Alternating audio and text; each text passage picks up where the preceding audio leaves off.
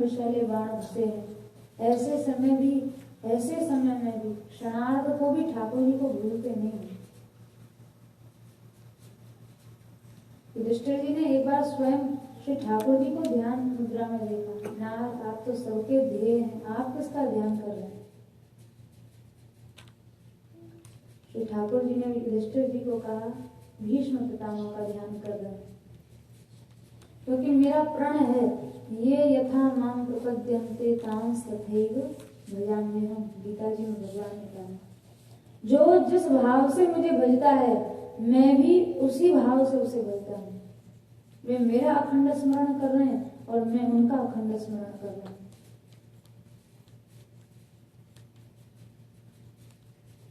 पितामह के इस चरित्र से ये सीखने को मिलता है कि भक्ति प्रण पूर्वक होनी चाहिए। आदमी मर जाए पर प्रण नहीं टलना चाहिए। एक गोस्वामी तुलसीदास जी बैठे हुए थे गंगा जी के किनारे, तो एक पपीहा जो स्वाति नक्षत्र में गिरी हुई बूंद ही पीता है, मर जाएगा, दूसरा पानी नहीं पी सकता। पीऊ पीऊ पीऊ रट रहा था वृक्ष पर बैठे बैठे। श्री गोसाई जी महाराज वहां बैठे हुए थे गंगा जी के किनारे, और एक बहेलिये ने बाण छोड़ा, उस पपीहे को लगा और वो गंगा जी में गिर पड़ा। तो गोसाई जी महाराज सोच रहे थे, चलो वैसे तो नहीं पानी पीता, पर अब तो इसके मुंह में किसी ना किसी तरह पानी चला जाएगा और ये बच जाएगा। लेकिन गंगा जी में गिरने के बाद भी उस पपीहे ने अपने प्राण की रक्षा के लिए अपनी चोंच को ऊपर कर लिया, कहीं से पानी घुस ना जाए, मैं मर जाऊं तो मर जाऊं। तो गोसाई जी ने कहा, वाह क्या सृष्टि का विचित्र जीव है। वहां गोसाई जी ने दोहा लिखा, पनहि पपीहा ना तजे, तजे तो तन बेकाज, और तन छूटे तो लाज नहीं, पन छूटे तो लाज। पपीहे का शरीर छूट जाए इसकी उसे कोई चिंता नहीं, पर अगर पपीहे का प्राण छूट जाएगा ये उसके लिए भारी कष्ट का विषय है।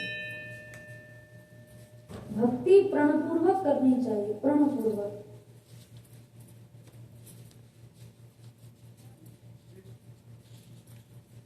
गोस्वामी तुलसीदास जी का एक पद है बड़ा सुंदर, यह विनती रघुवीर गोसाई। उस पद में गोसाई जी कहते हैं अंतिम पंक्ति में,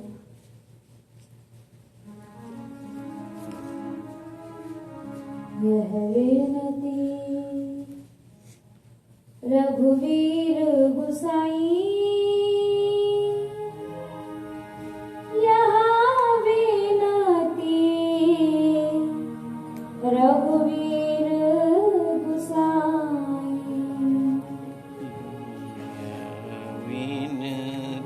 मन माधुकर प्रण के तुलसी रघु, पति पद कमल बसई हो। गोस्वामी तुलसीदास जी कह रहे हैं, अब लो न सानी अब ना नसई हो, मन मधुकर पन के तुलसी रघुपति पद कमल बसई हो। हे नाथ, मैंने अपने मन को भौरा बना दिया है। अब तक तो मल में मूत्र में मुंह मार रहा था, शुकर वृत्ति थी इसकी, पर अब मेरा मन भौरा बन गया। भौरा कभी मल मूत्र पर नहीं मंडराता, वो हमेशा पुष्प पर मंडराता है, पुष्प के मकरंद को पीता है, रस को पीता है। हे नाथ, हे राम जी, आपके चरण रूपी कमल का मेरा मन भौरा बन गया है। अब घूम फिर के ये मंडरा के आपके चरणों में ही बैठेगा और इधर उधर नहीं जाएगा। मैंने ये प्रण कर लिया, निश्चय कर लिया। जिस भक्ति में प्रण नहीं होगा, निश्चय नहीं होगा, निष्ठा नहीं होगी, कितने दिन चल पाएगी। पितामह प्रणपूर्वक भक्ति करने वाले महापुरुष हैं, प्रणपूर्वक। मरण शैया पर पड़े हैं, रोम रोम में बाण है, ऐसी स्थिति में भी क्षण भर को श्री ठाकुर जी को नहीं भूलते। और जिस समय भीष्म पितामह धाम गमन किए, ठाकुर जी की स्तुति करते करते अपने प्राणों को विलीन किए हैं, उसके पश्चात श्री युधिष्ठिर जी महाराज ने राज्य कार्य संभाला है। और जिस समय ठाकुर जी अपनी लीला संपन्न करके धाम में गए हैं, तब वहां पांडवों ने भी स्वर्गारोहण किया और उसके पश्चात परीक्षित जी महाराज ने राज्य गद्दी को संभाला है। परीक्षित जी के विषय में बहुत प्रसिद्ध कथा है कि उन्होंने कलयुग का दमन किया। बाण उठा लिया था मारने के लिए, क्योंकि जिस समय परीक्षित जी ने सुना है मेरे राज्य में कलयुग आ गया, घूमते हुए चारों ओर फिरे हैं, उन्होंने देखा एक शूद्र एक गाय को मार रहा है, एक बैल को पीट रहा है, उसके पीटते पीटते 3 टांगे उसकी तोड़ दी हैं, वो अकेले एक चरण पे खड़ा है। तो परीक्षित जी ने दूर से ललकारा, कौन है तू, भाग जा, हमारे राज्य में गौवंश पर अत्याचार कर रहा है। आज तक मैंने किसी को अपने राज्य में रोते गाते नहीं देखा। परीक्षित जी की ललकार मात्र से भाग गया। परीक्षित जी पीछा करते रहे, आखिर में उसको कहीं भी शरण जब नहीं दिखाई दी तो परीक्षित जी के चरणों में गिर गया, महाराज मेरी रक्षा करो, मुझे भी तो भगवान ने बनाया, कहीं तो रहूंगा, आप ही कृपा करके बता दो कहाँ रहूं। परीक्षित जी ने उसको 4 स्थान दिए। द्यूतम पानम स्त्रियः सूना यत्रा धर्मश्चतुर्विधः, जहां जुआ खेला जाता हो, जहां मदिरा पान होता हो, जहां विषैणी स्त्रियां रहती हो, दुराचार व्यभिचार होता हो, जहां हिंसा होती हो, ये 4 स्थान में तू रह। अब कई लोग सोच रहा है परीक्षित जी के राज्य में तो ये चारों ही काम कहीं नहीं होते, इन्होंने स्थान भी दिया और ऐसा स्थान कहाँ जो ये चारों काम होते ही नहीं तो मैं रहूंगा कहाँ। महाराज एक स्थान और दें। तो पुनश्च याचमानाय जात रूपम अदात, प्रभु फिर से मांगने पर 5वां स्थान उसको स्वर्ण के रूप में दिया। स्वर्ण से मतलब स्वर्ण धातु तो है ही, उसके अतिरिक्त अन्याय से उपार्जित द्रव्य में कलयुग का निवास होता है। प्राय लोग ऐसा सोचते हैं 2 नंबर की कमाई कर ली जाए, उसको धर्म में लगा देंगे, आधा धर्म में आधा जेब में, तो हम उसके पाप से बच जाएंगे। लेकिन धृतराष्ट्र को विदुर जी महाराज ने महाभारत में समझाया है, भैया अधर्म से अर्जित जो धन है आप चाहे जितना उसको धर्म में लगा दें, लेकिन उस अधर्म से आप बच नहीं पाएंगे।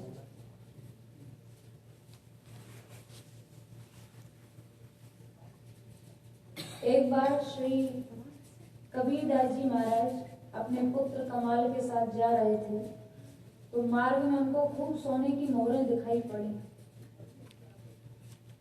तो कबीरदास जी ने कहा, कमाल दूर रहो, यहाँ डाइन बैठी है।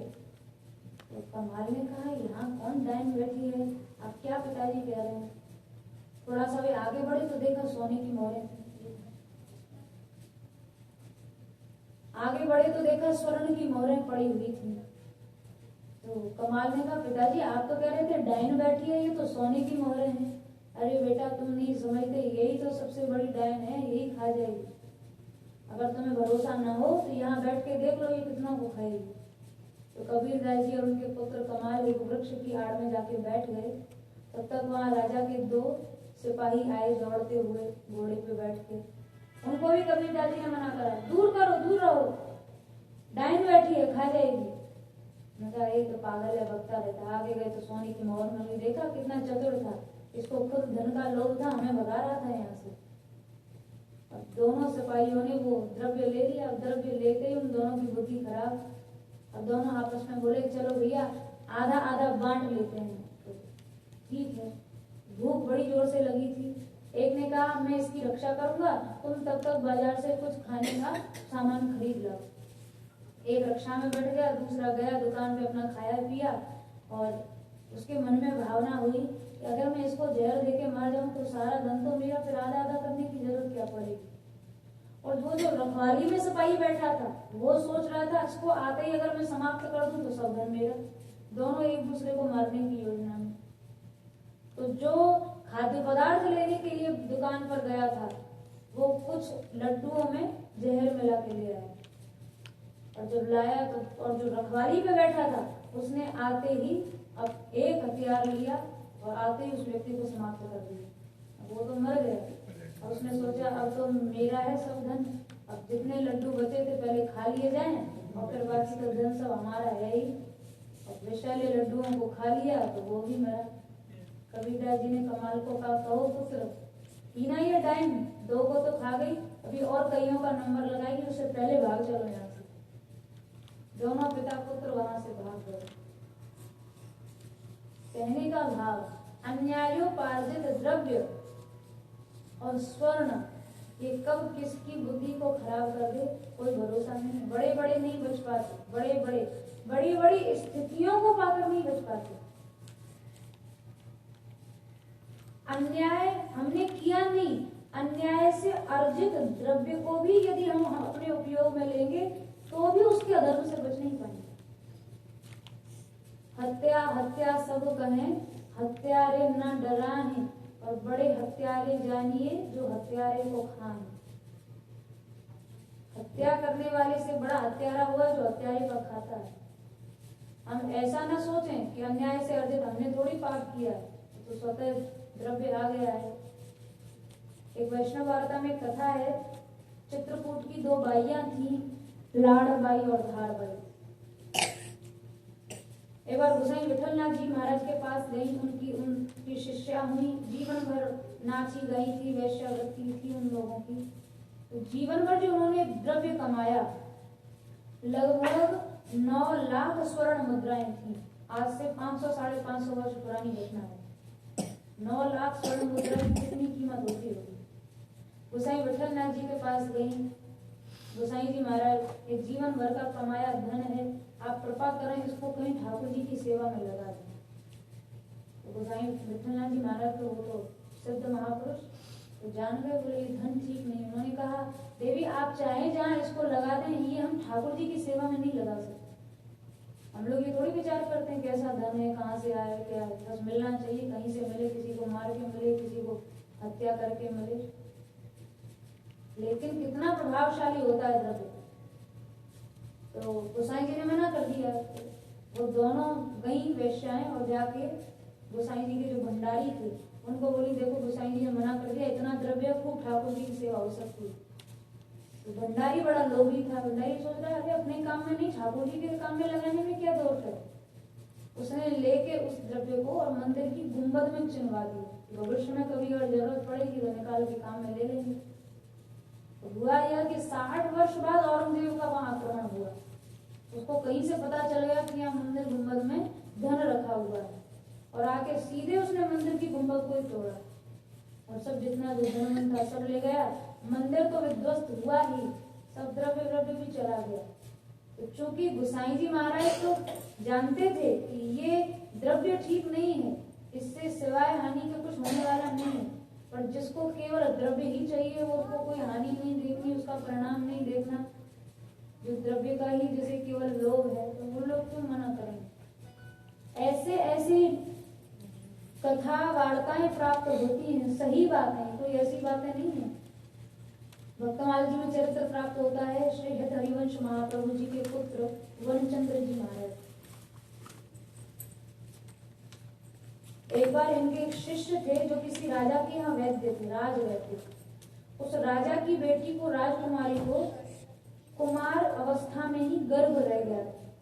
तो राजा ने कहा ये तो बहुत बड़ी बदनामी की बात होगी, ऐसा महाराज आप ऐसा कोई इसको औषधि दें कि इसका गर्भ स्राव हो जाए। उन्होंने कहा नहीं महाराज ये तो बहुत बड़ी भ्रूण हत्या महापाप है, मैं ऐसा काम नहीं कर सकता।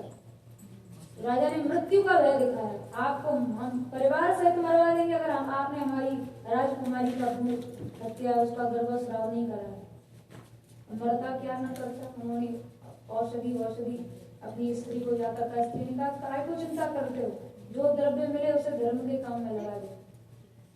तो उन्होंने कोई दी होगी औषधि, उससे राजकुमारी का गर्भ स्राव हो गया। राजा ने खुश हो गए, खूब अपार द्रव्य, खूब धन दिया।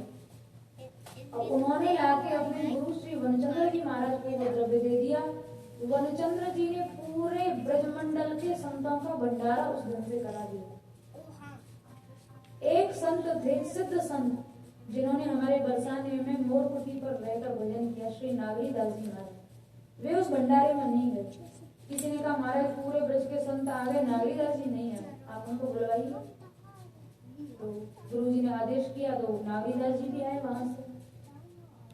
तो नागरीदास जी ने जब वो भोजन किया और वृंदावन से बरसाने जब गए हैं तो उनका नित्य नियम था बैठ के ध्यान करते और घंटों ठाकुर जी की उन्हें नित्य लीला की अनुभूति होती थी।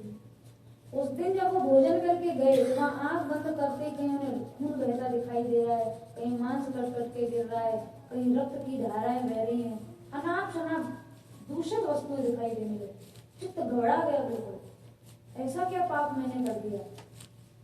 जिसको नित्य भगवत लीला की अनुभूति होती थी उसको ऐसी गलत सलत चीजों का दर्शन होने लगा। अब तो दौड़ के गुरु जी के पास, गुरुदेव ऐसा क्या अपराध मैंने कर दिया, कहाँ तो प्रिया कीर्तन की नित्य बिहार दिखाई देता है और कहाँ ये दूषित वस्तुएं दिखाई दे रही है, कहीं ऐसा तो नहीं ये अन्न गलत कमाई का था। तो उन्होंने अपने शिष्य राजवैद्य को पूछा। तब राजवैद्य ने कहा गुरुदेव ये तो राजकुमारी का गर्भस्राव कराने से मुझे ये पैसा मिला था। अरे तो तुमको ये संतों की सेवा में लगाने के लिए मिला था क्या? गुरु जी ने वंचंद्र जी ने नागरीदास जी को कहा, नागरीदास जी जब तक ये अन्न आपके शरीर में रहेगा तब तक आपको भगवत लीला की अनुभूति नहीं होगी। आप वृंदावन से दौड़ते हुए बरसाना जाइए तो पसीने के रूप में जो सारा अन्न का रस है वो सब जब निकल जाएगा, अन्न का कण मात्र भी जब रस शरीर में नहीं रह जाएगा तब आपको फिर से लीला दर्शन होगा। जब तक ये दूषित अन्न का प्रभाव रहेगा आपको लीला दर्शन नहीं होगा। दौड़ते हुए वृंदावन से बरसाना गए और खूब पसीने से लथपथ हो गए, सब अन्न का जो रस था वो सब पसीने के रूप में शरीर से बाहर निकल गया। फिर जब मोरकुटी पर जाकर बैठे और आंख बंद करके ध्यान लगाया उनको फिर वही नित्य लीला का दर्शन हो गया।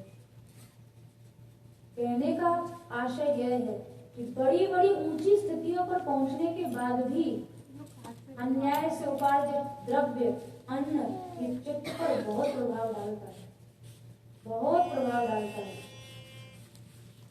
इसलिए सब तरह का द्रव्य उपयोग में न लें, सब तरह का भोजन मत किया जाए। ये बहुत प्रभावशाली होता है, बहुत प्रभावशाली। कहाँ होटल रेस्टोरेंट कहाँ हम लोग खा रहे हैं, लेकिन विचार करना चाहिए वो किस भावना से बनाया गया है, वो कैसा है, वो किस अन्न से बना है, वो कहाँ से आया है। हर चीज चित्त पर बहुत प्रभाव डालती है। आहार शुद्ध हो सत्व शुद्धि और सत्व शुद्ध हो ध्रुवा स्मृति। जब आहार शुद्ध होगा तब चित्त शुद्ध होगा। हम अनाप शनाप खाएं और सोचें ठाकुर जी की नित्य लीला का दर्शन होने लग गया तो कभी संभव होगी? कभी संभव नहीं। 5 जगह तो स्वतंत्र रूप से निवास कलियुग को दिया परीक्षित जी ने। इसलिए वैष्णव मात्र को भूल कर भी इन 5 चीजों का सेवन नहीं करना चाहिए, कभी भी नहीं करना चाहिए। और यहाँ तक लिखा है भागवत जी में कि विशेष तो धर्मशीलो राजा लोकपति गुरु। 4 लोगों को तो बिल्कुल नहीं करना चाहिए। धर्मशीलो जो धर्माचार्य हैं उनको, राजा को, लोकपति माने नेता को और चौथा गुरु को। और कलियुग की चाल देखो, 5 चीजें कहीं मिले ना मिले पर इन 4 में जरूर मिल जाएंगी।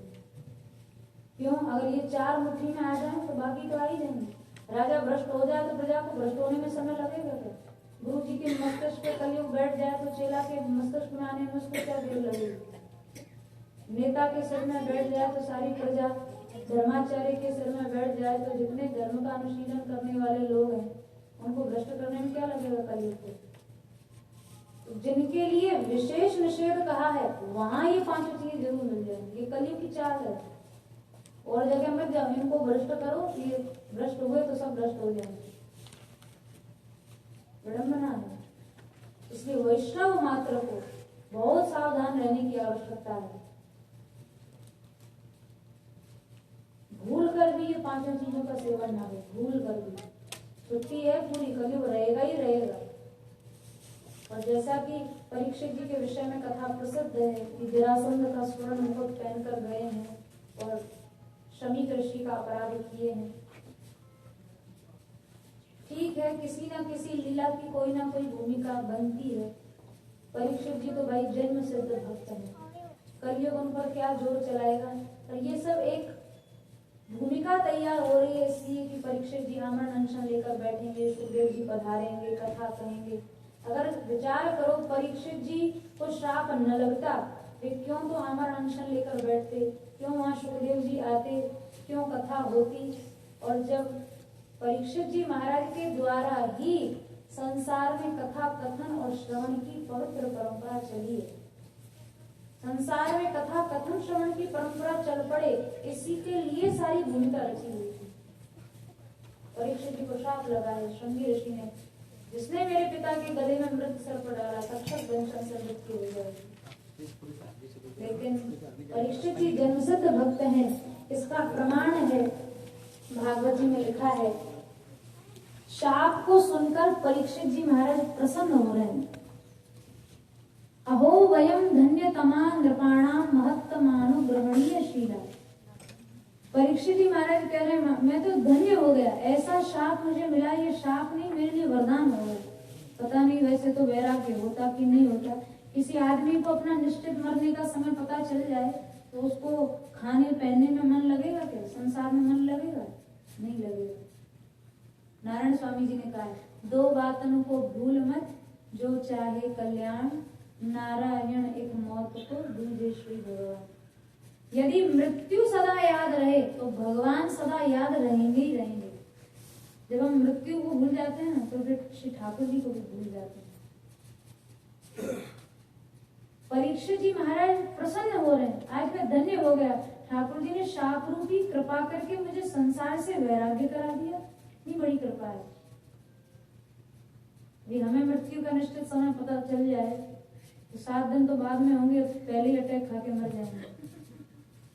4 कष्ट हैं हर मनुष्य को मरते समय होते हैं। विश्लेषज कष्ट, जब स्थूल शरीर से सूक्ष्म शरीर अलग होता है तो अपार कष्ट होता है, अपार कष्ट। तो साईं जी ने कहा जन्मत मरत दुस्सह दुख होई। जन्म और मरण के समय दुस्सह कष्ट होता है हर जीव को। पर बस यही है कि जन्म मरण का कष्ट किसी को याद नहीं रहता है। वो ऐसा कष्ट है कि उस समय आप किसी को कह भी नहीं सकते कि कैसा कष्ट आपको हुआ है। बड़े हो गए तो आप उसको बता भी नहीं सकते कैसा कष्ट आप भोग कर आए। पर दुस्सह कष्ट होता है। ऐसा सुना है कि करोड़ों बिच्छू अगर किसी को एक साथ डंक मारे, उससे भी कहीं अनंत गुणित अधिक कष्ट मनुष्य को जन्म और मृत्यु के समय होता है। दुस्सह कष्ट। तो स्थूल शरीर से जो सूक्ष्म शरीर अलग होता है, अपार कष्ट होता है। इसको विश्लेषण कष्ट कहते हैं।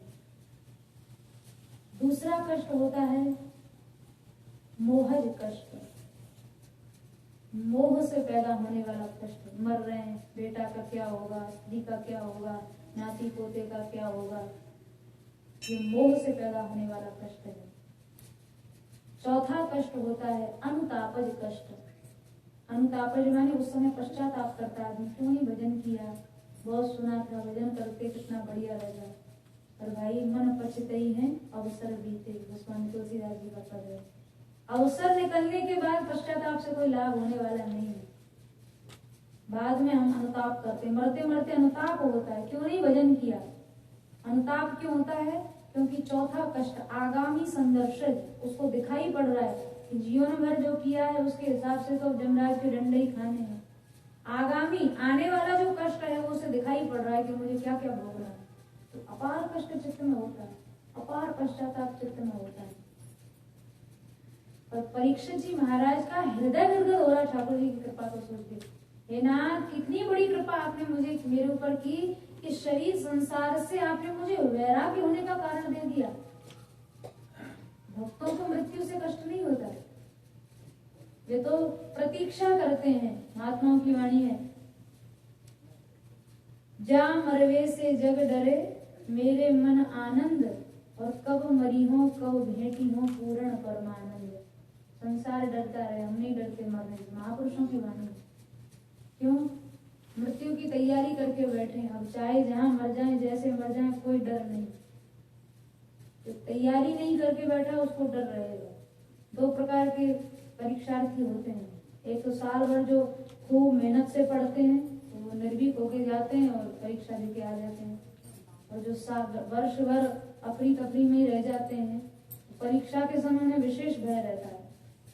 चपरासी भी डंडा खड़खड़ा दे तो उनका शरीर कांपने लगता है, क्योंकि वर्ष भर तैयारी नहीं की।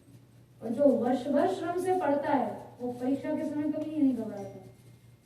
तो जिन्होंने जीवन भर मृत्यु की तैयारी ही की है वो मौत से क्यों डरेंगे?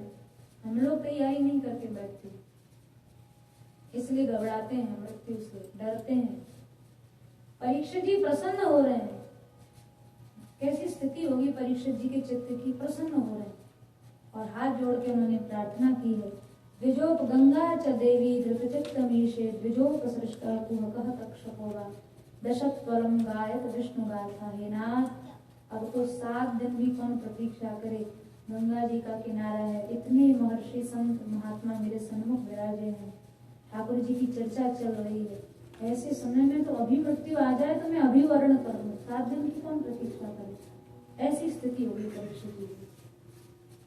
और उसी समय में वृतश्च बालई अवधूत वेश में 16 वर्ष की जिनकी नई अवस्था है, मंद मंद स्वर से श्रीमद् भागवत जी का पाठ कर रहे हैं। श्री सुखदेव जी महाराज वहां पधारे हैं। बोलिए श्री सुखदेव जी महाराज की। सभी ने उनका सत्कार किया है। परीक्षित जी ने सम्मान पूर्वक उनको आसन दिया है। सुखदेव जी विराजे हैं और फिर परीक्षित जी ने बड़ी सुंदर जिज्ञासा रखी है वहां। पुरुषस्य यत् कार्यम म्रियमाणस्य सर्वथा।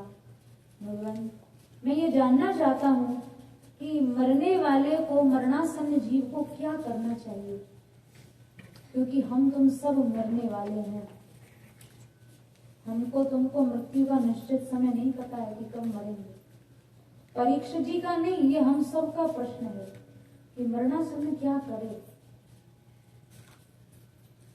सुखदेव जी महाराज उस प्रश्न को सुन के गदगद हो गए। संतों के पास कभी भी जाएं, ऊटपटांग प्रश्न करके अपना समय और उनका समय बर्बाद नहीं करना चाहिए।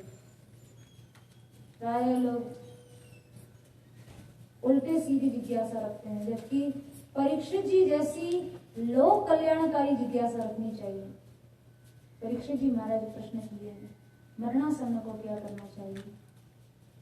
सुखदेव जी महाराज कह रहे हैं, एक ही कार्य है जो हर मरण धर्मा को करना चाहिए। श्रोतव्यः कीर्तितव्यश्च स्मर्तव्यश्च इच्छताभ्यः। 3 चीजें कही हैं। खूब सुनो ठाकुर जी की लीला चर्चा, खूब नाम संकीर्तन करो, उनकी चर्चा करो, और जब नहीं सुन सकते, नहीं गा सकते तो बैठ के उनकी याद करो, स्मरण करो। अब देखो, अगर यहाँ सुखदेव जी महाराज कहें कि भाई ज्ञानार्जन करना चाहिए, मरने वाले को ज्ञान प्राप्ति करनी चाहिए, तो जो आदमी अनपढ़ है वो कहाँ से वेद पढ़ेगा। अगर वे ये कह दें कि योग का आश्रय लेना चाहिए, तो जो आदमी अस्वस्थ है वो कहाँ से प्राणायाम करेगा, कहाँ से पद्मासन लगा के बैठेगा, कहाँ से सांस को खींचे और रोकेगा।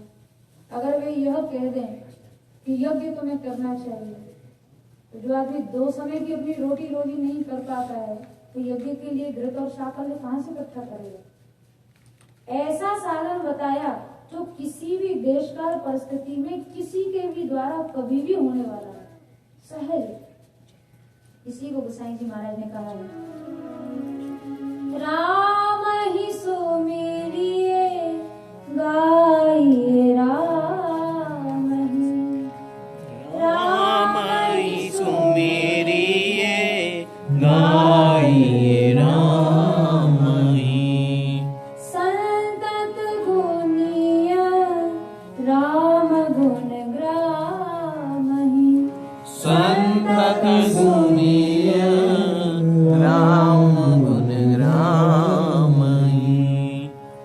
सुमिरत सुलभ सुखद सब काहू, सुमिरत सुलभ सुखद सब काहू।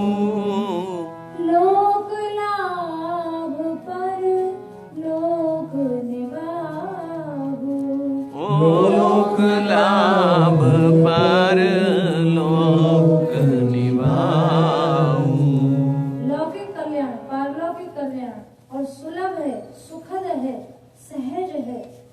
साधन केवल श्री ठाकुर जी का नाम है।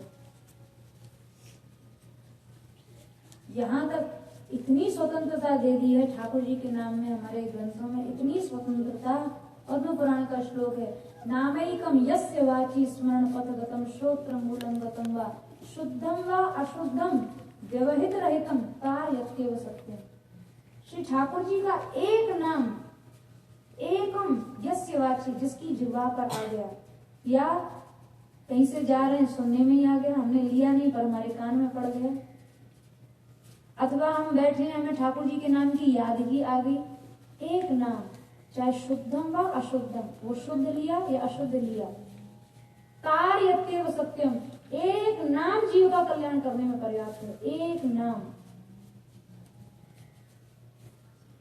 एक व्यक्ति था, एक महात्मा जी कथा कह रहे थे, बड़ी नाम की महिमा का वर्णन कर रहे थे। उस आदमी ने कहा, भगवान मैं बड़ा प्रपंची आदमी हूँ, आप कृपा करें मुझे बता दें कि मैं कौन से ठाकुर जी का नाम लूं। बोले भैया उनके गुण गाया करो। बोला महाराज मैं तो ये भी नहीं जानता कि भगवान में कौन कौन से गुण हैं। बोला वाला था। बोले उनके अंदर सौशील्य है, कारुण्य है, आर्जव है, भक्त वात्सल्य है, शरणागत वात्सल्य है। बोले महाराज इनमें से एक नाम भी मेरी जीव से नहीं मुड़ेगा, आप कृपा करें कोई सीधा सा गुण बता दें, ये सब नाम मैं ले नहीं पाऊंगा। अनपढ़ था, महात्मा जी समझ गए बड़ा भूला है। उन्होंने क्या किया, गोस्वामी तुलसीदास जी की विनय पत्रिका का एक पद उसे बता दिया। बोले अच्छा तुम ये सब कठिन नाम नहीं ले सकते, ठाकुर जी के सामने बैठ के गाना, मैं हरि पतित पावन सुने, मैं पतित तुम पतित पावन दो बानिक बने। हे नाथ मैंने सुना है आप पतित पावन हैं, और आज मैं पतित और आप पतित पावन दोनों मिल गए तो मेरा उद्धार हो जाना चाहिए। वो व्यक्ति गया और मंदिर में जाके मैं हरि पतित पावन सुने, मैं पतित तुम पतित पावन दो बानिक बने, गाते गाते उससे उलट फेर हो गई। गाने लगा तुम पतित मैं पतित पावन दो बानिक बने, उल्टा गाने लगा। तो ठाकुर जी हंसने लगे कि दुनिया क्या गाती और ये क्या गा रहा है। तो भगवान जब हंसे तो उसको समझ में आ गया कि अब तक तो नहीं हंस रहे थे, अब हंसे इसका मतलब कुछ गड़बड़ हो गई है गाने में। उसने ध्यान से सुना तो गा रहा था तुम पतित मैं पतित पावन।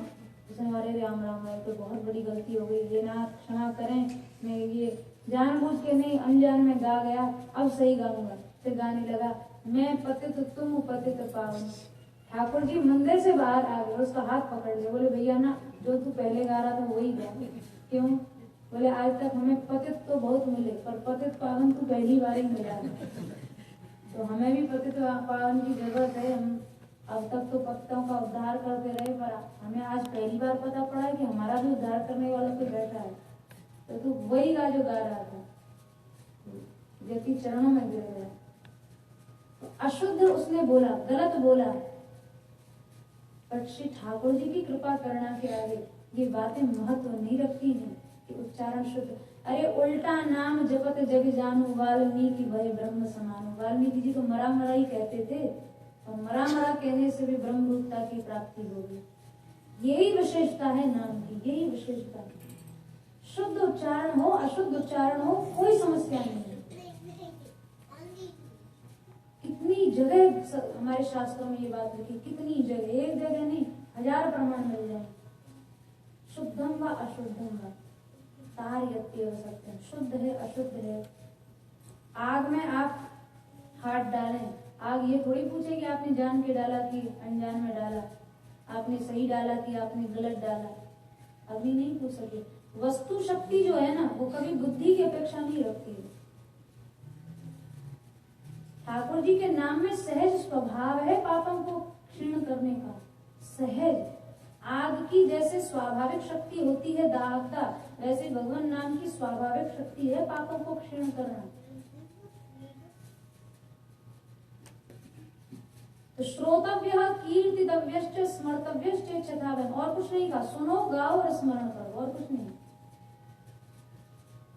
पर आश्चर्य तब होता है जब सुनने गाने और स्मरण करने के लिए भी हमारे पास समय नहीं होता। जब सुनने की और सुनाने की बात हो तो हर मनुष्य के पास एक ही समस्या, समय नहीं है। तो सब समय गया कहाँ? सूरदास जी पद में कह रहे हैं, नर देही दीनी सुमिरन को मो पापी सो कछु न सही, तुम प्रभु मोसो बहुत करी। जो समय मिला ही भजन के लिए था, 24 घंटे में से आधे घंटा हम भजन के लिए समर्पण नहीं कर सकते, समय नहीं है, ये बात कह देते हैं। ये इतनी बड़ी, इससे ज्यादा नीचता कुछ नहीं हो सकती। जो समय भजन के लिए ही मिला था और उसी के लिए हमारे पास समय नहीं है। हम भगवत भजन के लिए भी सैटरडे संडे ढूंढते हैं। अरे मरेंगे भी सैटरडे संडे को क्या? कि काल भी हमें देखने आएगा, हाँ भाई अब ये थोड़ा सा फुर्सत में, अब इसको उठा ले चलो यहाँ से। आधे घंटा समय का समर्पण हर मनुष्य को करना चाहिए, हर मनुष्य को दैनिक रूप से करना चाहिए, रोज करना चाहिए। बिना पंक्चुअलिटी के तो जीवन में नहीं चलता। रोज आप ऐसा थोड़ी आप कह देते हैं भाई हम सैटरडे संडे सांस लेंगे, अभी नहीं लेंगे। हमारी पल्स देखो, हार्ट बीट देखो, हर चीज नियमितता से चल रही है। बिना नियमितता के तो जीवन नहीं चल सकता, हम जी नहीं सकते हैं। फिर ठाकुर जी के भजन के लिए ही हम, अरे भगवत भजन के लिए कोई समय देखने की जरूरत। एक आदमी था समुद्र किनारे बैठा था, कोई महात्मा जी निकले, भैया क्यों बैठे हो? बोले महात्मा जी सोच रहा हूँ जब लहर रुके तो नहाऊं। बोले मूर्ख बैठा रही, लहर कभी नहीं रुकेगी, तू कभी नहा भी नहीं पाएगा। वही हालत हम लोगों की है, समय मिले तब देखेंगे। समय गया कहाँ? समय तो वही 24 घंटे रहेगा, अभी भी और आगे भी। समय तो निकालना होगा, ज्यादा नहीं। 24 घंटे में से आधे घंटे बहुत बड़ी बात नहीं है। अरे नहीं, भक्ति तो कृतज्ञता की दृष्टि से ही निकालो। हम एक गिलास पानी जिसका लेते हैं उसको भी धन्यवाद कहते हैं, और जिनका दिया सब कुछ भोग रहे हैं, श्वास ले रहे हैं, पानी पी रहे, इसका कोई मूल्य चुका सकता है भगवान को? हवा का क्या मूल्य चुकाएंगे? 2 मिनट ना मिले, सांस 2 मिनट ना आए तो प्राण संकट में पड़ जाए, हम क्या मूल्य चुकाएंगे इन चीजों का? क्या मूल्य हम चुकाएंगे पानी का? सब कुछ श्री ठाकुर जी ने दिया, और ध्यान इस बात का रखा जाए। मीरा जी का पद है बड़ा सुंदर, नहीं ऐसो जन्म बार बार, नहीं ऐसो जन्म बार बार, ना जानू कहाँ पुण्य प्रकटे, ना जानू का पुण्य प्रकटे, मानुषा अवतार, मानुषा अवतार, नहीं ऐसो जन्म जन्म बार बार, नहीं ऐसो जन्म बार बार। एक वेद मंत्र है, असूर्या नाम ते लोका अंधेन तमसा व्रता तांस्ते इत्यादि गच्छन्ति ये के चात्म मनोजना। भगवत भजन के बिना जो जीवन जा रहा है वो जीवन नहीं जा रहा, हम आत्महत्या करके जीवन को नष्ट कर रहे हैं। अरे कोई पिता अपने पुत्र को $100 दे और बेटा फाड़ के उसको वहीं फेंक दे, तो पिता दोबारा हिम्मत करेगा उसको द्रव्य देने की? नहीं देगा। फिर इस शरीर का तो कोई मूल्य ही नहीं है। ये अमूल्य जीवन हम लोगों को भगवान ने दिया और हम इसे बर्बाद करके पटक दें तो फिर आगे हमें मनुष्य जीवन मिल जाएगा ऐसी संभावनाएं भी नहीं होंगी। चांस ही समाप्त हो जाएगा कि हम दोबारा मनुष्य भी बन सकेंगे। इतना अमूल्य जीवन भगवान ने दिया, हमने बर्बाद करके पटक दिया। ठाकुर जी देंगे दोबारा जीवन? $100 फाड़ने वाले को बाप दोबारा हिम्मत नहीं करता पैसा देने की। फिर जिस जीवन का कोई मूल्य ही नहीं है उस अमूल्य जीवन को ठाकुर जी क्यों देंगे बर्बाद करने के लिए हमें दोबारा? इसलिए निश्चिंत होकर न बैठे, आगे देख लिया जाएगा, फिर किसी जन्म में देख लिया जाएगा। अरे दोबारा कोई जन्म तुम्हें मनुष्य का मिल ही जाएगा, इसकी कोई गारंटी है क्या?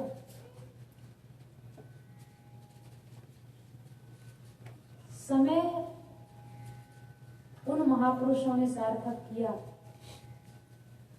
जिन्होंने दिन ही नहीं रात में भी कभी सोए नहीं थे। अरे चलो हम दिन रात तो नहीं जाग सकते, पर 24 घंटे में से आधे घंटा तो समर्पित कर ही सकते हैं, इसमें कौन बड़ी बात है? मीरा जी का जीवन यदि हम देखें,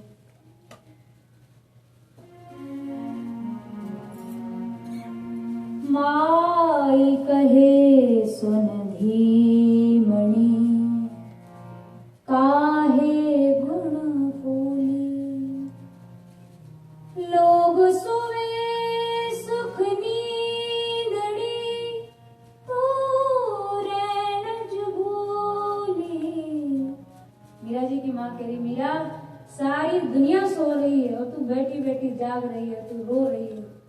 तो मीरा जी ने क्या उत्तर दिया, गैली दुनिया बावड़ी जाको राम न भावे, जाके हृदय हरि बसे ताको नींद नावे। माता जी पागल मैं नहीं, ये सोने वाले पागल हैं। जो जीवन ठाकुर जी के अहर्निश भजन के लिए मिला है उसे सो सो के और दिन में प्रपंच कर करके बर्बाद कर रहे हैं। ठाकुर जी जिसे प्रिय लगने लग जाएंगे उसे नींद आएगी कभी? रैदास जी कह रहे हैं, रैदास रात न सोइए दिवस न करिए वाद, अहिर्निश हरि को सुमिरिए छाण सकल प्रतिवाद। कबीरदास जी कह रहे हैं, सुखिया सब संसार है खावे और सोवे, और दुखिया दास कबीर है जागे और रोवे।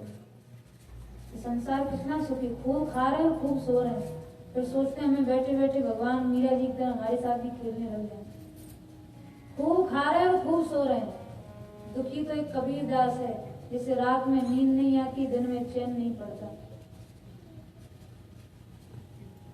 अहर्निश भजन के लिए जीवन मिला है, और अहर्निश नहीं तो भैया आधे घंटे का नियम तो जरूर जीवन में होना चाहिए। 30 मिनट, 24 घंटे में 1440 मिनट होती है, उसमें से 30 मिनट ठाकुर जी को आप समर्पण करें, कोई बड़ी बात नहीं। 1410 मिनट जहाँ लगानी है लगा, पर 30 मिनट जो है नियमित रूप से समर्पित ठाकुर जी को होनी चाहिए। वो किसी तरह से हो, घर में वो अच्छे ग्रंथों को पढ़ के हो, या 10 मिनट बैठ के ठाकुर जी के सामने नाम संकीर्तन करो, या रामचरितमानस है, गीता है, भक्तमाल है, 10 मिनट बैठ के पढ़ें, या कोई भी ग्रंथ पढ़ लें, या हम ठाकुर जी का नाम संकीर्तन कर लें। किसी भी तरह से 30 मिनट आधे घंटे का नियम निश्चित रूप से सबका होना चाहिए। परीक्षित जी महाराज की जिज्ञासा को देखकर सुखदेव जी बड़े प्रसन्न हुए। रात में न सोना तो हम लोगों के लिए बहुत बड़ी स्थिति हो गई, पर भैया हम लोग तो चलते फिरते भी सो रहे हैं, दिन में भी सो रहे हैं। वो सोना क्या है, बड़ा सुंदर रामचरितमानस में वर्णन किया है। लक्ष्मण जी महाराज उपदेश दिए हैं निषाद राय को, मोह निशा सब सोवन हारा, मोह निशा सब सोवन हारा, देखई सपन अनेक प्रकारा, देखई स्वपन अनेक प्रकारा। आदमी मोह की रात में सो रहा, हम तुम सब मोह की रात में सो रहे हैं। देखने में लग रहा है जग रहे हैं, खा रहे हैं, पी रहे हैं, सांस ले रहे हैं, पर हम तुम सब सो ही रहे हैं, कोई जाग नहीं रहा है। और तरह तरह के सपने देख रहे हैं, इतना धंधा बढ़ जाए, अब बेटे के बेटा हो जाए, अब नाती को गोद में देख लें, अब ये हो जाए, अब वो हो जाए। ये क्या है, मोह की रात में तरह तरह के सपने हम लोग देख रहे हैं। एही जग जामिनी जागहि जोगी, हे जग जामिनी जागहि योगी, परमारथी प्रपंच वियोगी, परमारथी प्रपंच वियोगी। जिन्हें प्रपंच से, शरीर संसार के प्रपंच से मोह हट गया है, ऐसे विरक्त वैराग्यवान संत महात्मा ही जाग रहे हैं। बाकी हम तुम सब तो चलते फिरते भी सो रहे हैं, मोह की रात में सब सो रहे हैं। कौन जाग गया है, इसकी क्या पहचान है? जानिए तब ही जीव यह जागा। जानिए तब ही जीव यह जागा। जब सब विषय विलास विरागा। जब सब विषय विलास विरागा। विषयों को विलासों को संसार से वैराग्य हो जाए तो समझो आदमी जागा, नहीं तो सो ही रहा है, चलता फिरता सो रहा है, खाता पीता भी सो रहा है। जिसे संसार से वैराग्य होगा बस वही जागा हुआ है। तो भाई हम तुम सब सोए हुए हैं, हम सब सोए हैं।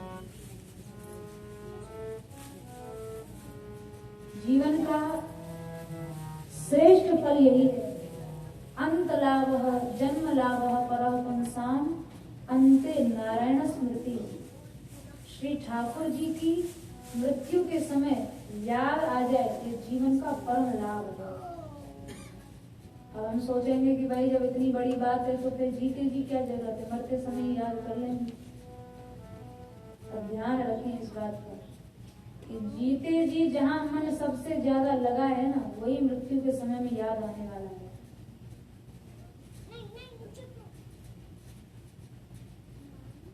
जीवन का परम लाभ यही है। ठाकुर जी सदैव याद है, सदैव।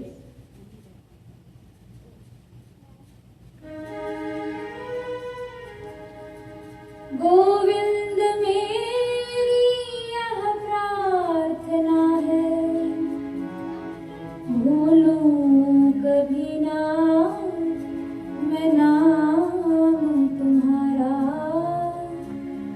निष्काम होकर दिन रात गाऊं गोविंद दामोदर माधवेति। श्री कृष्ण गोविंद हरे मुरारी, हे नाथ नारायण वासुदेव। कृष्ण गोविंद हरे मुरारी, हे नाथ नारायण वासुदेव। श्री कृष्ण गोविंद हरे मुरारी, हे नाथ नारायण वासुदेवा। कृष्ण गोविंद हरे मुरारी, हे नाथ नारायण वासुदेव। कृष्ण गोविंद हरे मुरारी, हे नाथ नारायण वासुदेवा। प्यारे जरा तो मन में विचारो, क्या साथ लाए क्या ले चलोगे। जावे सदा यही साथ तुम्हारो, गोविंद दामोदर माधवेति। श्री कृष्ण गोविंद हरे मुरारी, हे नाथ नारायण वासुदेवा। कृष्ण गोविंद हरे मुरारी, हे नाथ नारायण वासुदेव। कृष्ण गोविंद हरे मुरारी, हे नाथ नारायण वासुदेवा। नारी धरा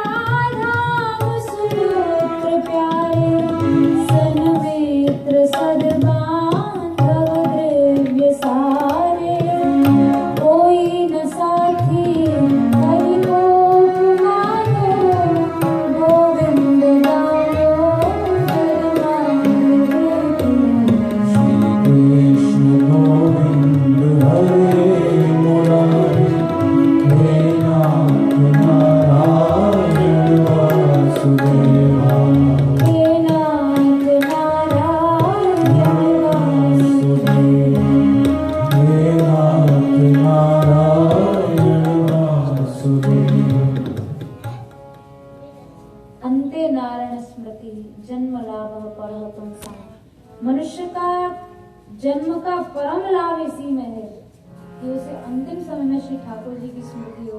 और अंतिम समय में स्मृति तब होगी जब हम जीते जी स्मृति कुछ करेंगे। जीते जी जब स्मरण होगा तब मरते समय होगा। भाई श्री ठाकुर जी की कृपा करुणा तो इतनी है, प्रायः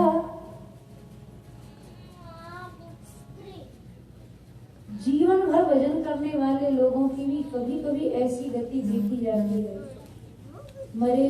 मरते मरते कहो तो कोमा में पहुंच गए। कोमा का आदमी न जीता ही है न मरता ही है। कोई बेहोशी में मर गया तो उसको भजन करने का मौका ही नहीं मिला, तो ऐसे समय में उसकी क्या गति होगी। बारह पुराण में स्वयं श्री भगवान ने कहा है, कफ वाता विदोषेण मद भक्तो माम न संस्मरे। कभी कभी मेरा भक्त मृत्यु के समय, जिसने जीवन भर मुझे याद किया, भजन किया, पर मरते समय वो कभी कभी मेरा भजन नहीं कर पाता। लेकिन ऐसे समय में अहम स्मरामि मद, अहम स्मरामि सततम नयामि परमां गतिम। ऐसे समय में अपने भक्त की ओर से मैं ही अपना स्मरण खुद कर लेता हूँ और उसे अपने धाम में ले जाता हूँ। मृत्यु के समय यदि वह मेरा स्मरण न भी कर पाए तो उसकी जगह मैं खुद अपना स्मरण कर लेता हूँ और नयामि परमां गतिम, उसे परम गति दे देता हूँ, परम धाम दे। गीता जी में भगवान ने कहा, तेषाम अहम समुद्धरता मृत्यु संसार सागरा। भक्त को भवसागर चल के पार करने की जरूरत नहीं है, समुद्धरता, उसे कंधे पे बिठा के पार कर देता हूँ। इतनी कृपा है ठाकुर जी की, इतनी करुणा। और इतने पर भी भैया अगर 20 मिनट 30 मिनट ठाकुर जी को हम न दे सकें फिर हम क्या आशा करते हैं कि भगवत धाम ही पहुंचेंगे या बहुत सदगति परम गति ही प्राप्त करेंगे। कोई भजन करके तो देखे ठाकुर जी कितनी कृपा करुणा उस जीव के ऊपर करते हैं। थोड़ी देर का नियम भी नियमितता जीवन में यदि होगी, वो जीव कभी किसी काल में दुर्गति को प्राप्त नहीं हो सकता, कभी नहीं प्राप्त हो सकता। पार्थ नैवेह नामत्र विनाशस्तस्य। अर्जुन को गीता जी में भगवान ने कहा, मेरा भक्त जिसने एक बार मेरे मार्ग को पकड़ लिया है, बाद में भले उसका पतन हो जाए, वो विषयोन्मुख हो जाए, कहीं जाए, लेकिन अगर एक बार उसने मेरा मार्ग पकड़ लिया, हो सकता है उसको 1 साल 10-20 साल और 2-4 जन्म मेरी प्राप्ति में लग जाए, और एक बार जिसने मेरा मार्ग पकड़ लिया उसको मेरी प्राप्ति होती होती है। भगवान की प्रतिज्ञा है, उनकी वाक्य है। दुर्गति ना, उसको दुर्गति कभी नहीं हो सकती उसकी, जिसने एक बार मेरा मार्ग पकड़ लिया। इतना सुंदर प्रश्न परीक्षित जी ने किया है और इतना ही सुंदर श्री सुखदेव जी महाराज ने उनके जिज्ञासा का समाधान किया है। आगे सुखदेव जी महाराज, क्योंकि परीक्षित जी का प्रश्न ही इतना दिव्य था कि उन्हें अवसर नहीं मिला। कभी भी कोई वक्ता जब बोलता है तो मंगलाचरण करता है, पर यहाँ परीक्षित जी का प्रश्न इतना दिव्य था, 4 अध्याय बाद सुखदेव जी ने मंगलाचरण किया, भूल गए मंगलाचरण करना, सीधे परीक्षित जी का उत्तर देने लगे। और उसके बाद परीक्षित जी ने जब सृष्टि विषयक जिज्ञासा उनके समक्ष रखी है, तब वहां सुखदेव जी महाराज ने परीक्षित जी को श्रवण कराया। एक बार ब्रह्मा जी महाराज तप किए, भगवान ने दर्शन दिया, उन्होंने जिज्ञासा की, भगवान मैं जानना चाहता हूँ, कुछ लोग आपको सगुण साकार तो कुछ निर्गुण निराकार कहते हैं, ये किस तरह का विवाद है, आप स्वयं बताएं कि आपका स्वरूप क्या है। श्री ठाकुर जी ने कहा, ब्रह्मा जी मदनुग्रहात, ये विषय केवल मेरे अनुग्रह से ही आदमी जान सकता है, अन्यथा विवाद में पड़ा रह जाएगा। ये कोई विवादात्मक बात नहीं है कि भगवान सगुण है कि साकार कि निर्गुण निराकार। भगवान ने कहा दोनों ही मेरे रूप हैं। मैं निर्गुण इसलिए हूँ क्योंकि मेरे अंदर सत्वगुण रजोगुण तमोगुण संसार का कोई गुण नहीं है, इसलिए मैं निर्गुण हूँ। लेकिन मेरे अंदर भक्त वत्सलता, शरणागत वत्सलता, कृपा, करुणा, दया ये सब दैवी गुण हैं, इसलिए मैं सगुण भी हूँ। मैं निराकार हूँ, इसका मतलब मेरा शरीर सामान्य मनुष्यों जैसा नहीं, पांच भौतिक शरीर जिसको जला दिया तो जल के राख हो गया, ऐसा शरीर नहीं है मेरा, इसलिए मैं निराकार हूँ। और मैं साकार भी हूँ, इसका मतलब मेरा दिव्य चिन्मय शरीर है। अगर हम ये कहते हैं उनका कोई शरीर नहीं, आकार नहीं, तो सूरदास जी के साथ लीला हुई, गन्ना जाट के यहाँ गैया चराई, त्रिलोचन भक्त के यहाँ 13 महीने नौकरी की, ये सब लीलाएं झूठी पड़ जाएंगी। भगवान साकार भी, दिव्य आकार है इसलिए साकार है, सामान्य आकार उनका नहीं है इसलिए वो निराकार है। दिव्य गुण है इसलिए वो सगुण है, और सामान्य माइक संसार के गुण में नहीं है इसलिए वो निर्गुण है। तो इसमें इतना विवाद करने की और उलझने फंसने फंसाने की कौन सी बात है। एक बड़े महापुरुष हुए हैं श्री रामानंदाचार्य जी महाराज, उनके शिष्य श्री पीपा जी महाराज, बड़े सिद्ध कोटि के भक्त। उन्होंने कहा है, सगुण मीठा मीठो खाण सो, और निर्गुण कड़वो नीम, जाका गुरु जो परस दे, ताही प्रेम सो जीव। किसी भी मार्ग को हम गलत नहीं कह सकते हैं। सगुण साकार की उपासना मीठी खाण की उपासना, बहुत मीठी उपासना है, सरस है, सरल है। और निर्गुण निराकार उपासना है जो वो कड़वी नीम है। उपासना का मार्ग वो भी है, पर थोड़ा सा नीम को चबाने की तरह है, बहुत कड़वा, थोड़ा कठिन मार्ग है। जिनके गुरु जिसको जिसका अधिकारी समझ लें और जिसको जो मार्ग बता दे, सदगुरु जन, हठी नहीं, दुराग्रही नहीं, सदगुरु सच्चे सिद्ध संत जो मार्ग बता दें उसको निर्भय होकर पकड़ लेना चाहिए। जैसी अधिकारिता जिसको वे दिखा दें, जिसके अंदर जैसी योग्यता देख लें, वैसा मार्ग पकड़ा दें, उसको पकड़ लो। दूसरे श्लोक में भगवान, पहले श्लोक में, ये 4 श्लोकों में ब्रह्मा जी को जो उपदेश दिया, ये इसी को चतुश्लोक की भागवत कहा, जिसका व्याख्यान श्री व्यास जी ने 18,000 श्लोकों में किया। अहम एवा समेवाग्रे नान्यत् सत्परम पश्चादहं यदि तच्च योग शिष्येत सोऽस्म्यहम्। तीनों सृष्टि की अवस्थाओं में, प्रलय काल में, सृष्टि के पूर्व, सृष्टि के पश्चात, जब कुछ भी नहीं था, न स्थूल, न सूक्ष्म, न कारण, न दृश्य, न दृष्टा, तब केवल मैं ही था। दूसरे श्लोक में भगवान माया तत्व का निरूपण किए, नृत्य अर्थम यत् प्रतीयेत न प्रतीयेत चात्मनि तद विद्याद आत्मनो माया यथा भासो यथा तनो। जहाँ मैं रहता हूँ वहाँ माया नहीं रहती है, और जहाँ माया रहती है वहाँ मैं नहीं रहता हूँ। जैसे सूर्य और अंधकार, जहाँ सूर्य है वहाँ अंधकार नहीं रह सकता, और अंधकार है इसका मतलब वहाँ सूर्य नहीं है। जैसे पंचतत्व से शरीर बना है, पंचतत्व शरीर के बाहर भी हैं, भीतर भी हैं, वैसे ही जीव मात्र के भीतर और बाहर ठाकुर जी विराजते हैं। और भाई हम सबके हृदय में भगवान है, पर हमको तुमको कभी अनुभव में नहीं आते। उसका कारण है, देखो 2 पंखा है, एक चल रहा है और एक नहीं चल रहा है। होने को वे दोनों हैं, पर एक विद्यमान है और दूसरा वर्तमान है। एक विद्यमान माने है, और दूसरा अपना वर्तमान क्रिया बरत रहा है। तो जो पंखा चल रहा है, आप उसके नीचे बैठ जाइए तो आपको देखने की जरूरत नहीं, आपको पता चल जाएगा हाँ यहाँ पंखा है। और उसी जगह जो पंखा चल नहीं रहा है वो भी, पर आप उसके नीचे बैठ जाए, आपको उसका अनुभव नहीं होगा। जीव मात्र के हृदय में भगवान है, पर हमारे तुम्हारे चित्त में भगवान विद्यमान है, और भक्तों के चित्त में भगवान वर्तमान है। उनके चित्त में वो क्रिया बरत रहे हैं, इसलिए वो अनुभव में आ जाते हैं, पर हमारे तुम्हारे चित्त में वो केवल शांत बैठे हैं, क्योंकि हमारी वो भाव राशि नहीं है, हमारी वो भक्ति की स्थिति नहीं है कि मीरा जी के समान तरह हमारे साथ भी वे खेलें।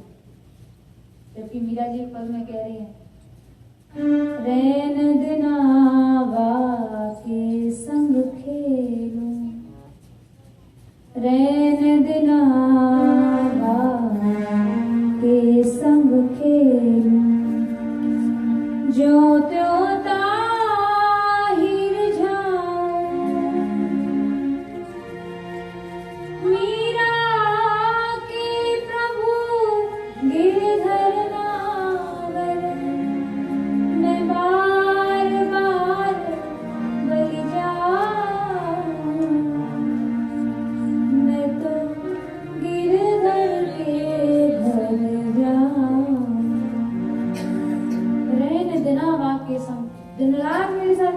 खिलता है। एक पद में तो कहती हैं, मैंने हरी जूसों कीन्ही यारी, तुम्हारे घर के पिछवाड़े झाड़ में बैठा कुंज बिहारी। भैया जी कह रही है, मेरी ठाकुर जी से ऐसी यारी हो गई है कि रोज आके हमारे घर के पिछवाड़े की झाड़ में आके बैठ जाते हैं, मेरी प्रतीक्षा करते हैं।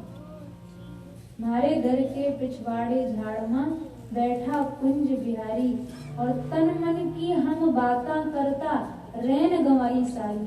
मैं सारी रात गिरधारी से अपने तन मन की बात करती हूँ और कैसे रात बीत जाती पता नहीं चलती। इंदिरा जी की स्थिति है, और यहाँ जीवन बीत जाता है। ठाकुर जी की कभी बाकी जाती और एक लीला का स्फुरण नहीं जीवन में हो पाता। अपनी अपनी भाव के स्तर हैं, अपनी अपनी, क्योंकि श्रद्धानुरूपम फल हेतु तत्वात्, भागवत जी का एक सिद्धांत है, श्रद्धा के अनुरूप ही फल मिलेगा। श्रद्धा के अनुरूप जितनी मात्रा में श्रद्धा है उतनी मात्रा में फल मिलेगा, उससे ज्यादा नहीं। और चौथे श्लोक में श्री ब्रह्मा जी से भगवान कहे, एतावदेव जिज्ञास्यं तत्व जिज्ञासुनात्मनः अन्वय व्यतिरेकाभ्याम यत्स्यात् सर्वत्र सर्वदा। भगवान सर्वत्र हैं और सर्वदा हैं, ऐसा मन में दृढ़ विश्वास हो जाना। जो जिसको यह विश्वास हो गया वो भागवत जी को समझ गया। एक बड़े महापुरुष पूरे श्री प्रभुदत्त ब्रह्मचारी जी, उनका कल्याण में लेख छपता था। एक लेख में उन्होंने लिखा था, एक बार उनके जीवन की घटना, उनके सत्संग में एक कोई व्यक्ति आता था, तो वो एडवोकेट था, वकील था। इतना नास्तिक वो था, जब वो सत्संग में नहीं आया करता था उससे पहले कि उसके जीवन काल की घटना है, इतना नास्तिक था, कभी नहीं सत्संग भजन करता था। उसका 10 साल का बालक, पूर्व जन्म के संस्कार प्रारब्धवश वो उसके अंदर जन्मजात भक्ति थी, और वो चुपके से अलमारी में ठाकुर जी को विराजमान करे, वहीं भोग लगाए, वहीं शयन कराए। तो एक दिन पिताजी ने देख लिया, अरे तो क्या ये मूर्खता करता है, बेवकूफों का सा काम। कौन है भगवान, कौन सत्ता है भगवान? पिताजी, जिसने सारा संसार बनाया है उस अस्तित्व का नाम भगवान है। किसने देखा है? मूर्ख कहीं का। परमाणु मिलते हैं, चीजें बनती हैं और बिगड़ जाती हैं। एक दिन उस बालक ने क्या किया, अपने पिताजी की कोई जरूरी फाइल थी, उस फाइल पे ठाकुर जी का चित्र बना दिया, और जैसे ही देखा तो बहुत नाराज हो, तो बहुत डांटा अपने बालक को, क्यों रे मूर्ख, ये आवश्यक फाइल पे यही तुझे ये चित्र बनाना था, नास्तिक था। तो उस बालक ने कहा, पिताजी मैंने ये चित्र नहीं बनाया। तो किसने बनाया? बोले परमाणु इकट्ठे हुए पेंसिल बन गई, परमाणु इकट्ठे हुए पेंसिल चलने लग गई, और परमाणु इकट्ठे हुए अपने आप चित्र बन के तैयार हो गए। उस 10 साल के बालक ने पिताजी को 10 मिनट सोचने के लिए मजबूर कर दिया। पिताजी, जब बिना चलाए पेंसिल भी नहीं चल सकती है, तो बिना बनाए इतना बड़ा संसार कैसे परमाणुओं के मिलने से बन जाएगा?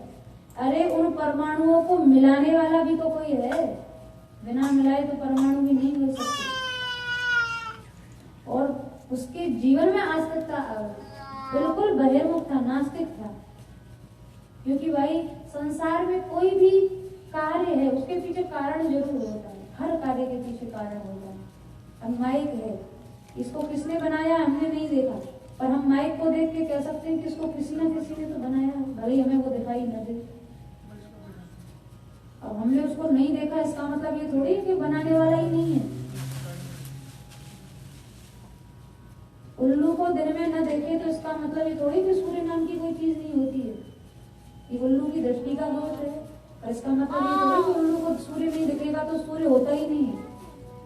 हमें भगवान ना दिखे तो इसका मतलब ये थोड़ी कि भगवान होते ही नहीं है। अरे जिन महापुरुषों ने देखा है, सूरदास जी, तुलसीदास जी, मीरा जी, जिन्होंने देखा है, जिन्होंने अनुभव किया है, जिन्होंने गाया है, उनकी वाणियों पे भरोसा करके चलो। क्योंकि भागवत जी में लिखा है, श्रुतेक्षित पथम, भक्ति मार्ग आंख से नहीं कान से देखा जाता है, सुनो और विश्वास करो। एकदम गर्भ से निकलते तुम्हारे सामने ठाकुर जी नहीं खड़े हो जाएंगे, कोई ध्रुव प्रहलाद की सी हमारी तुम्हारी स्थिति नहीं है। अगर स्थिति हो तो परीक्षित जी की तरह गर्भ में ही भगवान आ जाए, और नहीं है स्थिति तो जीवन भर नहीं ठाकुर जी की कोई अनुभूति होगी, कोई स्मरण नहीं होगा। चतुश्लोकी के माध्यम से श्री ठाकुर जी ने ब्रह्मा जी को बड़ा सुंदर, भगवान सर्वत्र है, सर्वदा है, इतना भरोसा करना चाहिए।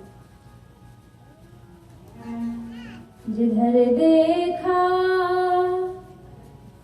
उधर पाई झलक घनश्याम प्यारे की। जिधर देखा उधर पाई झलक घनश्याम प्यारे की। जिधर देखा उधर पाई झलक घनश्याम प्यारे की। जिधर देखा उधर पाई झलक घनश्याम प्यारे की। जिधर देखा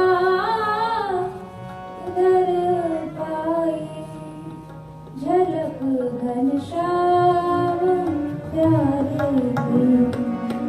जिधर देखा उधर पाई झलक घनश्याम प्यारे की। झलक घनश्याम प्यारे की। झलक घनश्याम प्यारे की। जिधर देखा उधर पाई झलक घनश्याम प्यारे की। जिधर देखा उधर पाई झलक घनश्याम प्यारे की। जिधर देखा उधर पाई झलक घनश्याम प्यारे की। जिधर देखा उधर पाई झलक घनश्याम प्यारे की। घनश्याम प्यारे घनश्याम प्यारे की। ठाकुर जी की सार्वत्रिक सार्वकालिक सत्ता पर भरोसा हो जाए, यही श्रीमद् भागवत जी का सार है। आगे तृतीय स्कंध में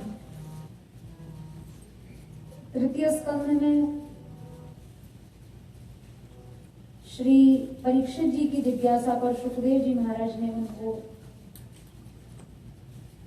मैत्रेय जी और विदुर जी का परम पावन संवाद सुनाया है। जिस संवाद में विदुर जी की जिज्ञासा पर मैत्रेय जी ने उनको सारी सृष्टि का क्रम समझाया। ब्रह्मा जी भगवत इच्छा से एक बार सृष्टि विस्तार की, उनके मन में इच्छा आई, 10 प्रकार की सृष्टि बनाई, मन से 10 पुत्रों को पैदा किया, सृष्टि नहीं बढ़ी। एक दिन अचानक चिंतित मुद्रा में बैठे थे, शरीर के 2 भाग हो गए, स्वयंभू मनु और महारानी शत्रुपा के रूप में। दोनों ने प्रार्थना की, हमारे भी आज्ञा, बोले सृष्टि बढ़ाओ। उस समय पृथ्वी रसातल में चली गई थी। ब्रह्मा जी ने प्रार्थना की, हे भगवान आप पृथ्वी का उद्धार करें जिससे सृष्टि बढ़े। उसी समय ब्रह्मा जी के नासिका के छिद्र से वाराह भगवान के रूप में भगवान अवतीर्ण हुए। बोले श्री वाराह भगवान की जय। और पृथ्वी का उद्धार किया है। जिस समय पृथ्वी को ला रहे थे रसातल से, हिरण्याक्ष दैत्य से उनका युद्ध हुआ, खेल खेल में उसका संहार किया है।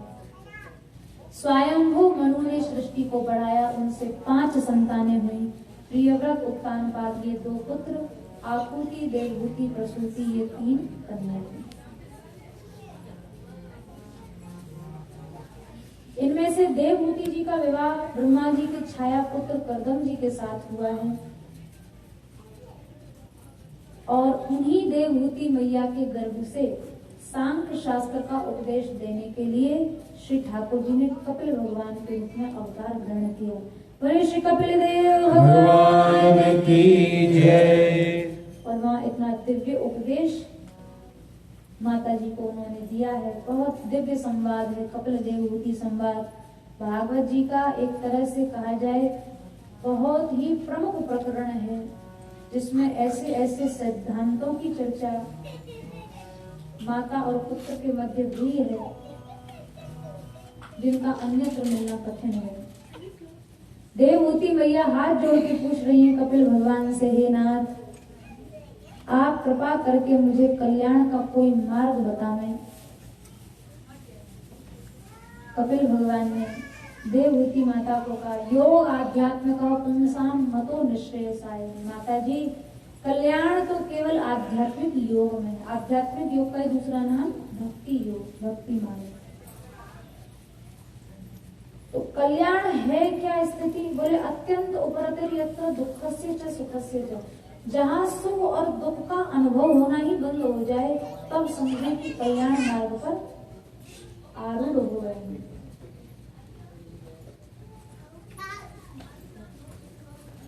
चेतः खलवस्य बंधाय मुक्तये चात्मनोमतम। बड़ी सुंदर बात कपिल भगवान कह रहे हैं। माता जी, अभी जैसे एक ही चाबी है, एक तरफ बंद होगी एक तरफ खुलेगी, वैसे एक ही मन है, यही मोक्ष का कारण है और यही बंधन का कारण है। रतम व पुंसी मुक्त है, भगवान में लग गया तो मोक्ष का दरवाजा खोल देगा, और गुणेशु सप्तम बंधा है, संसार में गया तो जन्म जन्मांतर बांध देगा। पर भाई समस्या ऐसी बात की है कि ये मन श्री ठाकुर जी में लग नहीं पाता है। मीरा जी का एक पद है, बहुत सुंदर पद, यो मन मेरो बड़ो रे हरामी। मीरा जी कह रहे मन बड़ा हरामी है। जो मदमा तो हाथी, जैसे हाथी पागल हो जाए, पागल हाथी को वश में नहीं किया जा सकता, ये मन पागल हाथी की तरह है। पर हाथी जब पागल हो जाता है तो एक ही चीज होती है जिससे वो वश में होता है। जो महावत होता है, हाथी का सबसे कमजोर भाग शरीर का होता है मस्तक। मस्तक पे वो अंकुश मारता है, तब वो वश में होता है। मीरा जी कह रही हैं, ये मेरा मन रूपी पागल हाथी मैंने वश में कर लिया। कैसे? सतगुरु हाथ धरा सिरों पर, अंकुश दे समझाती। सदगुरुजनों का हाथ ही इस पागल हाथी के ऊपर अंकुश है। सिद्ध सदगुरुजन, संत जन, महात्मा जन जिसके सिर पर हाथ धर दें, वो पागल से पागल हाथी भी वश में हो जाता है। साथी हमारा जन्म मरण रासाथी,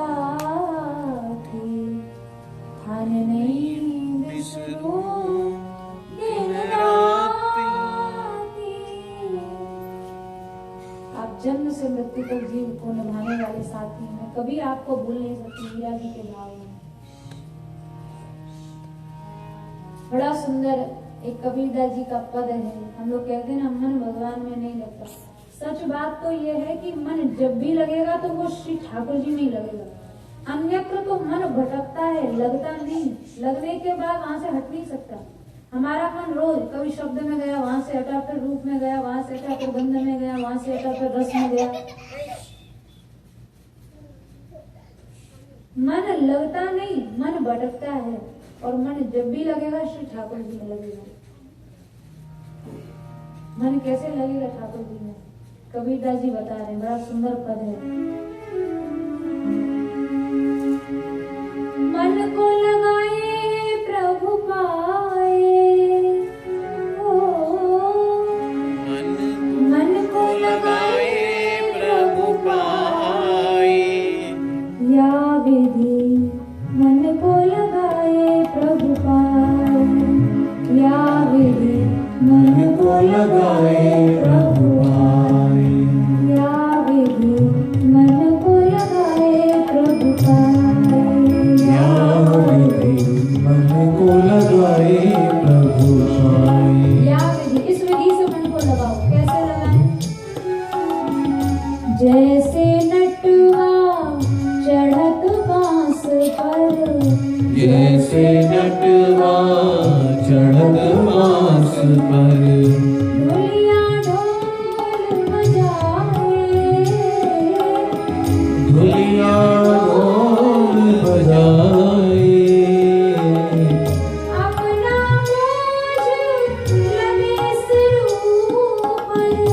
अपना बोझ लगे सिर ऊपर, सुरति बरत पर लाए, सुरति बरत बर लाए, मन को लगाए प्रभु पाए।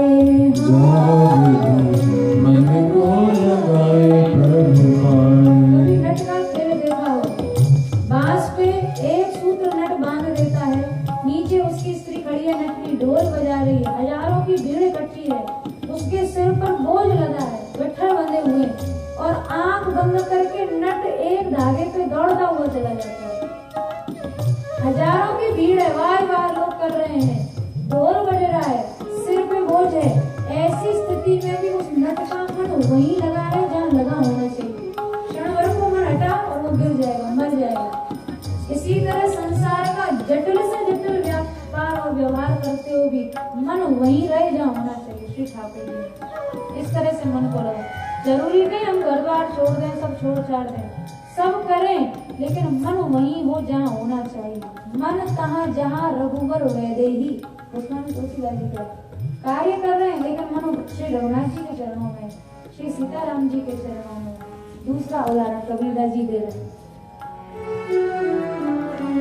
जैसे भुजंगम चरत बनहि में, जैसे भुजंगम चरत बनहि में, ओस चाटन आए,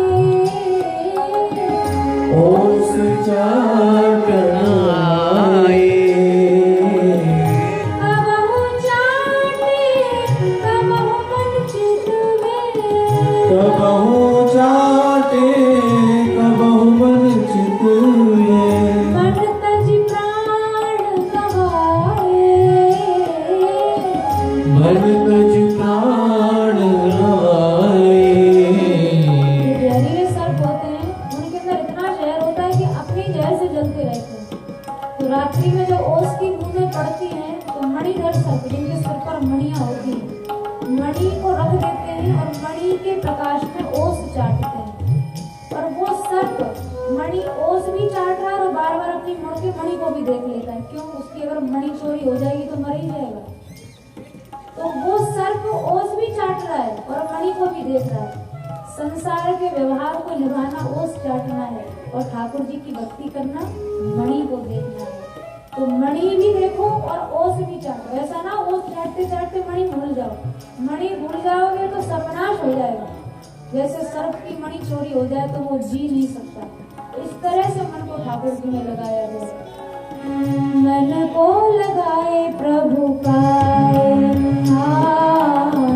मन को लगाए प्रभु पाए। जैसे कामिनी भरे कूप जल, जैसे कामिनी भरे कूप जल, कर छोड़े बतराए, कर छोड़े बतराए। स्त्रियां पानी भरने जाती थी और जब जाती हैं तो मटके पर उनको इतना तगड़ा अभ्यास होता है कि हाथ से पकड़ती नहीं है घड़े को। जिन लोगों ने देखा पकड़ती नहीं, साथ की सहेली से बात कर रही है, हंस भी रही है, मटके को पकड़े भी नहीं हुए, फिर भी उसका मन मटके पर ही केंद्रित है। एक क्षण को मन हटा और घड़ा गिर के फूट जाएगा। इसी को रसखान जी ने कहा, रसखान गोविंद ही यों भजिए जीवी नागर को चित गागर में। इस तरह से ठाकुर जी को भजो। बात भी कर रही है, हंस भी रही है, हास प्रयास कर रही है, पर घड़ा सिर से गिरता नहीं। संसार का व्यवहार व्यापार करें और श्री ठाकुर जी से मन नहीं हटना चाहिए।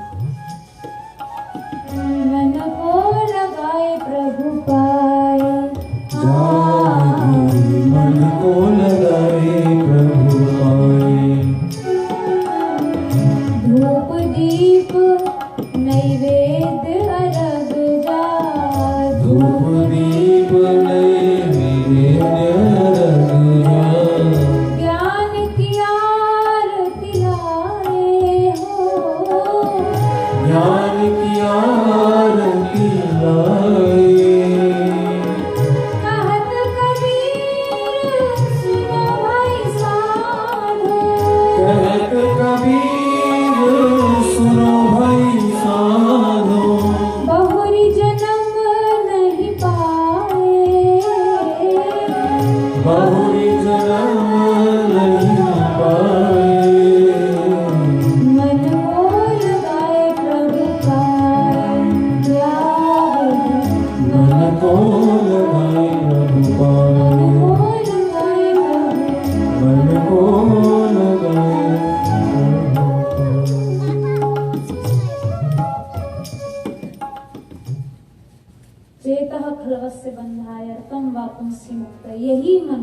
दूसरा नहीं। कबीरा मन तो एक है, चाहे जहां लगाए, चाहे हरि की भक्ति करो, चाहे विषय कमाए। यही मन है, श्री ठाकुर जी में लग गया तो मोक्ष का दरवाजा खुल जाएगा, और इधर उधर संसार में गया तो बंधन रूप हो जाएगा। मैया देवहूति जी ने कहा, किंतु नाथ समस्या तो इसी बात की है कि मन आप में लगता कहाँ है, जानते हुए भी तो नहीं लगता है। तो कपिल भगवान ने और बहुत सुंदर बात की। अच्छा माता जी, अगर मुझ में मन न लग सके तो और आसान तरीका बताती हूँ, बताइए। बोले एव साधु सूत्र, तो मुझ में अगर मन नहीं लग रहा है तो कोई बात नहीं, मेरे जनों में मन को लगा दो, मेरे भक्तों में लगा दो। अब भाई भगवान तो साक्षात हमारे तुम्हारे सामने नहीं है, ठीक है, विग्रह रूप में है, प्रतिष्ठित है, पर जैसे मीरा जी के साथ बातें होती थी वो हमारे तुम्हारे साथ तो नहीं होती। लेकिन व्यास जी का एक पद है, सांचे मंदिर हरि के संत, श्री ठाकुर जी के भक्त भगवान का चलता फिरता मंदिर है, चलता फिरता मंदिर। भगवान के सामने आप भोग लगाओ, ठाकुर जी ये नहीं बताएंगे आज दाल में नमक ज्यादा हो गया, आज खीर में मीठा कम हो गया, और उनके चलते फिरते जागृत स्वरूप भक्तों को खिलाओ तो वे बता देंगे आज मिर्च बहुत हो गई है, आज खट्टा ज्यादा हो गया है, आज नमक कम रह गया है। क्योंकि उनका जो जागृत स्वरूप है ना, चलता फिरता बोलता स्वरूप, वो उनके जन ही हैं, उनके भक्त ही हैं। भक्तों में मन लग जाए, और इस तरह से मन लग जाए, इस निष्ठा से मन लग जाए,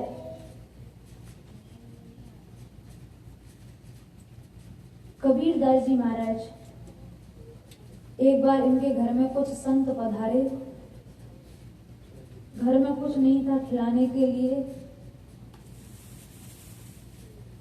इन्होंने अपने बेटे को कहा, कमाल घर में संत आए हैं, भूखे चले जाएंगे, ठीक बात नहीं, चलो आज चोरी करने पर इनको तो खिलाना पड़ेगा। तो कबीरदास जी अपने पुत्र के साथ बगल के पड़ोस के घर में जो अभक्त थे, भक्त नहीं थे, उनके घर में चोरी करने गए। कच्चे घर थे, उसमें सेंध लगा दी, उसमें छेद कर दिया मोटा सा, और दोनों बाप बेटे घुस गए, खूब गट्ठर बांध लिए। जब चलने लगे तो कोई बर्तन छन्ने से गिर पड़ा। अब घर के सब लोग जाग गए। कबीरदास जी तो बाहर निकल गए थे घर के, कमाल नहीं निकल पाए। कबीरदास जी ने कहा कहीं संत वेश की निंदा ना हो जाए, लोग कबीरदास चोर है ये बात कहें तो कोई बुराई नहीं, पर यदि ये कहें कि देखो भक्त होकर चोर है तो हमारे वेश की निंदा होगी। तो कबीरदास जी ने क्या किया, अपने बेटे का मस्तक काट के ले गए वहां से। धड़ पड़ा रहे तो पड़ा रहे, कौन जाने तो किसने चोरी की। और संतों को उसी भाव से जाके, कोई कष्ट नहीं, मन में कोई दुख नहीं, और उसी भाव से जाके संतों को भोजन कराया। और जब भोजन कर ली, अगले दिन जब संत वहां से चले तो मार्ग में कमाल का कबीरदास जी के बेटे का धड़ पड़ा हुआ था। सोचो, जीवन रहे या न रहे पर निष्ठा कहीं नहीं जाती है। जिस समय वो संत वहां से जाने लगे हैं, कबीरदास जी के पुत्र जो मर गया था, जिसका धड़ वहां पड़ा हुआ था, उस मुर्दा शरीर ने हाथ जोड़ के संतों को प्रणाम किया। जिस समय वो संत वहां से निकले, मुर्दा शरीर ने हाथ जोड़ के प्रणाम किया। वे संत छिटक के खड़े हो गए। कबीरदास जी, ये कोई साधारण जीव नहीं है, इसका कबंध हमें हाथ जोड़ रहा है, मुर्दा शरीर हाथ जोड़ रहा है, ये कौन है? कबीरदास जी के नेत्रों में आंसू आ गए। कबीरदास जी ने कहा, संत भगवान आपसे कैसे झूठ कहें, ये तो हमारा पुत्र कमाल ही है।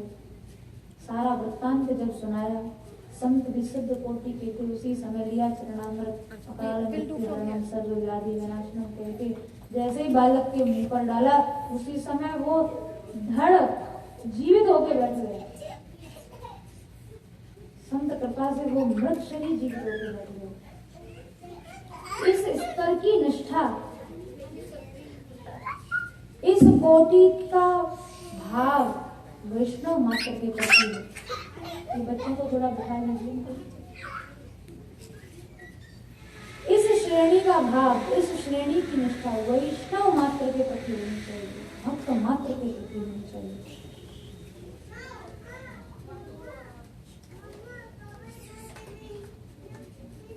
दो भक्तमाल जी में चर्चा आती है, दो पुत्र विषदा भाइयों की।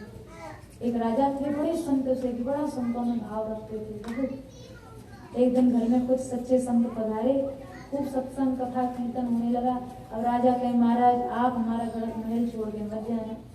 अब संत तो रमते जोगी, आज यहाँ कल वहाँ परसों वहाँ, उनका कोई ठिकाना थोड़ी रहता इस जगह। संतों ने कहा महाराज अब तो कल हम जाएंगे। अरे नहीं महाराज कल तो जन्माष्टमी का उत्सव आ रहा, आप कैसे चले जाएंगे? तो बोले ठीक है अब जन्माष्टमी करके चले जाएंगे। जन्माष्टमी हो गई, संतों ने फिर अपना दंड कमंडल बांध दिया, हम तो जाएंगे महाराज अब कल। अरे महाराज 15 दिन बाद तो राधाष्टमी है, आप कैसे उत्सव छोड़ के चले जाएंगे? चलो और रुक जाते हैं थोड़े दिन।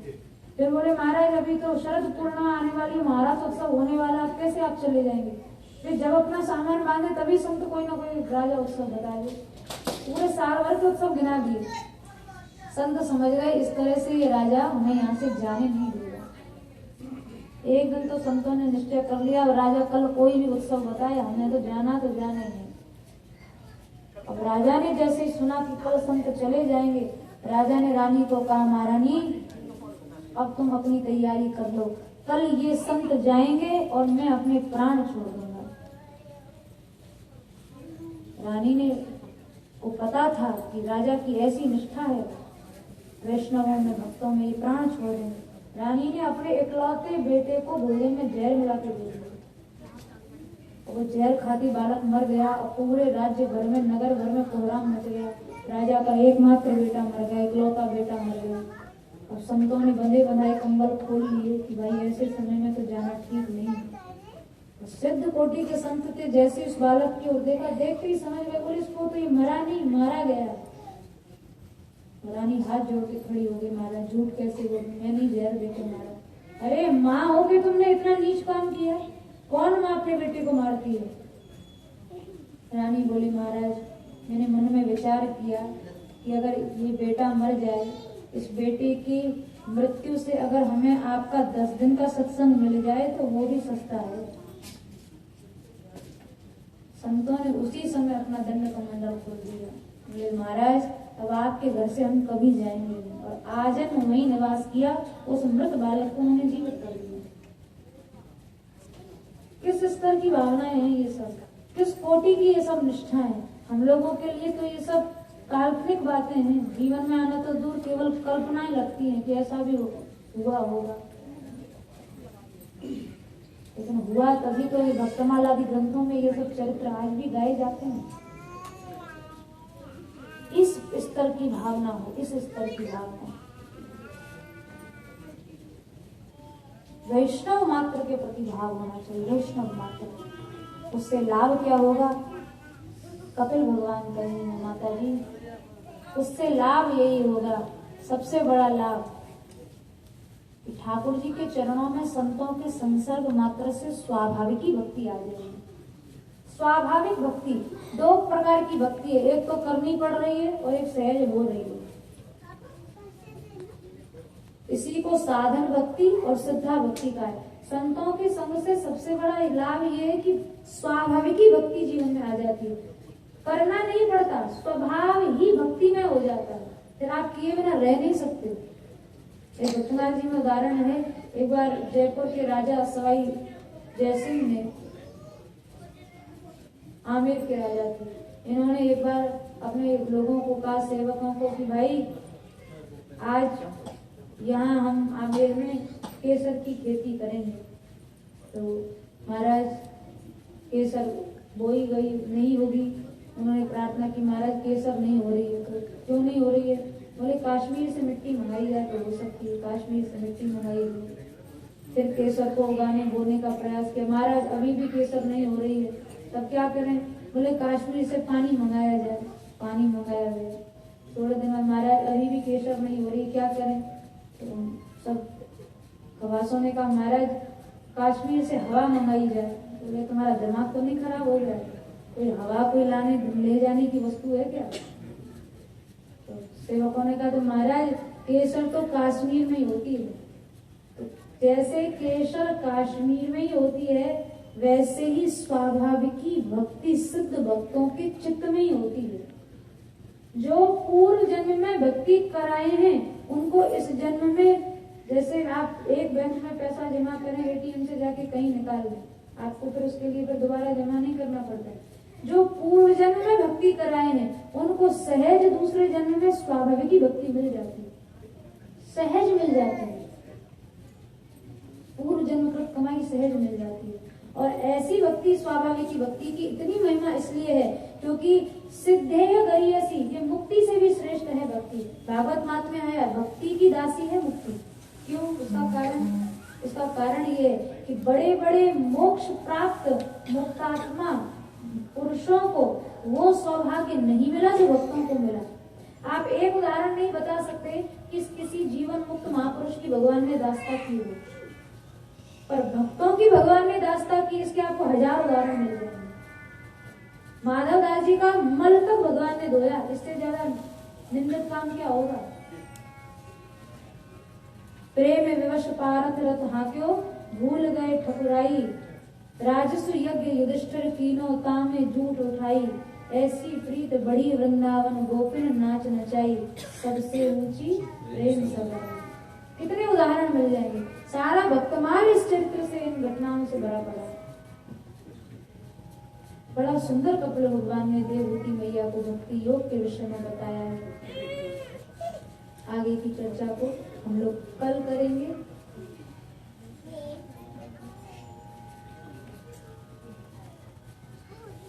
और कल ही, यद्यपि क्रमानुसार अभी कथा प्रसंग पीछे है, लेकिन प्रयास करेंगे यथा समय कल हम लोग कथा के क्रमानुसार कल नंद महामहोत्सव तक कथा होनी चाहिए। तो कल का जो उत्सव है वो भागवत जी का बड़ा प्रमुख उत्सव है, कृष्ण जन्मोत्सव। तो इसी भाव से आप सब लोग कल आइए कि हम लोग ब्रज में नंद भवन में जा रहे हैं और यशोदा मैया को श्री लाला के जन्म की बधाई देने के लिए। तो इसी भाव से, गोपी भाव से, ग्वाला भाव से आप सब लोग आइए और कल के जन्मोत्सव में, उत्सव में आप सब लोग भाग लें। समय से पधारने की कृपा करें। आप सब लोग यदि समय से आएंगे तो लीला का अधिक लाभ ले पाएंगे, श्रवणानंद ले पाएंगे।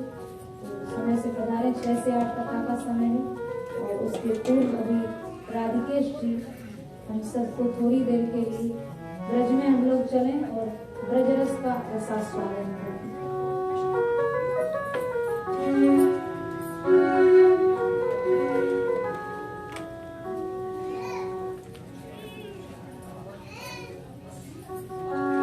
जय जय श्री राधे। सभी लोग गाएंगे। जय जय श्री राधे, जय जय श्री राधे, जय जय श्री राधे।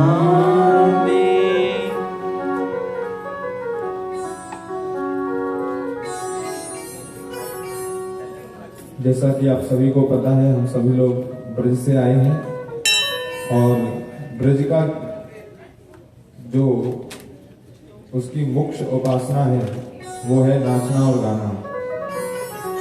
ये ब्रज के रसिया हैं और ब्रज की भाषा में ही लिपिबद्ध हैं। तो इसीलिए आप सभी लोग इन रसियाओं का आनंद लें और ब्रज रस से अभिभूत हों। और जिनको नाचना है वो नाचने में संकोच ना करें। ब्रज में ऐसी प्रथा है, बड़ी घूंघट प्रथा। और जैसे पहले, आजकल तो समय बदल रहा है, लेकिन पहले ऐसी प्रथा थी, श्री कृष्ण के समय में बिना सास के बहू बाहर भी नहीं निकलती थी। और एक नई नवीनी वधू ब्रज में आई, उसको उसकी सास ने समझाया कि यहाँ एक कृष्ण नाम का लड़का है जो बड़ा ही चंचल है और जिसके देखने मात्र से कई गोपियां अपनी सुध बुध भूल चुकी हैं, इसलिए तू सावधान होके रहना, अभी अभी नई आई है ब्रज में। श्री कृष्ण आए, उसके घर के सामने वंशी बजाने लगे वंशी सुनकर के रहा नहीं गया, बाहर निकल करके आई। सास ने देख लिया, बाहर आई सास और क्या कहने लगी, सुनती हो कहा भग जाओ घरे। जय हो। अरे क्या सुन रही हो, घर में चली जाओ, क्योंकि बिंध जाओगी नैन के बानन में, वह वंशी निवाज भरी विष सो, भगीरापति है विष प्राण में। जय श्री राधे। उसके अंग अंग में विष भरा हुआ है। जैसे काला सांप काट ले तो फिर व्यक्ति का बचना मुश्किल है, वैसे ही श्री कृष्ण के हाथों में, वंशी में, नेत्रों में, सब जगह वो विष भरा हुआ है। इसलिए अब ही सुधि भूली हो मोरी भई, भवरो सो जब मीठी तानन में। जय श्री राधे। कुल कानी जो आपनी राखी छो, उंगरी दे दो कानन में। जय हो। यदि कुल कान अपना रखना चाहती हो तो दोनों कानों में उंगली दे दो, क्योंकि उस वंशी को सुनकर के तुम अपनी सोधपुर नहीं रख पाओगे। रसिया है, एक शाम छैल ब्रज आवेली गोरी, बचती रही हो।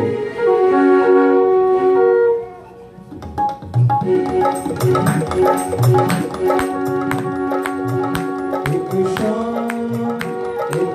शाम छैल ब्रज आवेली गोरी, बचती रही हो।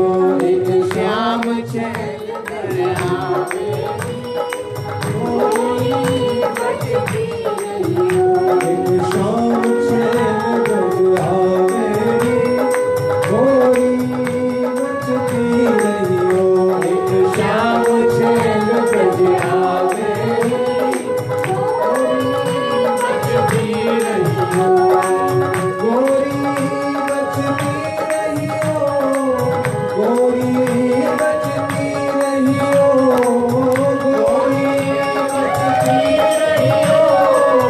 गोरी बचती रही हो। एक शाम छैल ब्रज आवेली गोरी, बचती रही हो। एक शाम छैल ब्रज आवेली गोरी, बचती रही हो। कैसे समझा रही है, बच गई हो गलियन जो पावे, बच गई हो गलियन जो पावे। जिस गली में वो खड़ा हो उस गली से कभी मत जाना। बच गई हो गलियन जो पावे, बच गई हो गलियन जो पावे। वो पीछे पीछे आवे गोरी, बचती रही हो। वो पीछे पीछे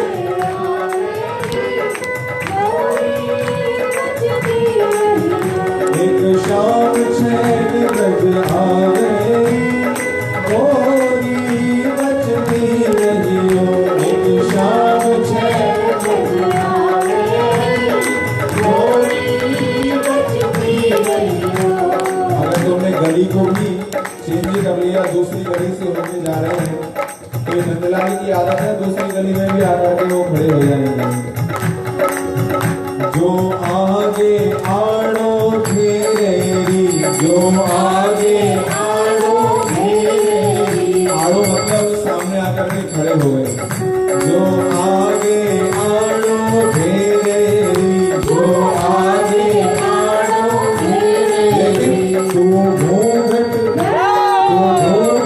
नाही उठैयोरी, गोरी बचती रही हो। तू घूंघट नाही उठैयोरी, गोरी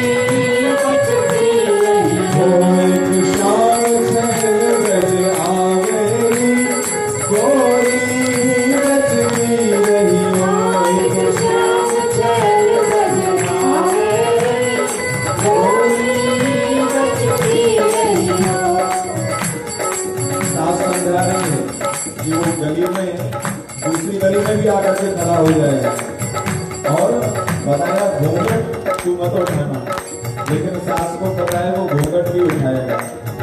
जो घूंघट तेरो खोलेरी, जो घूंघट तेरो खोलेरी, जो घूंघट तेरो खोलेरी, जो घूंघट तेरो खोलेरी, तूने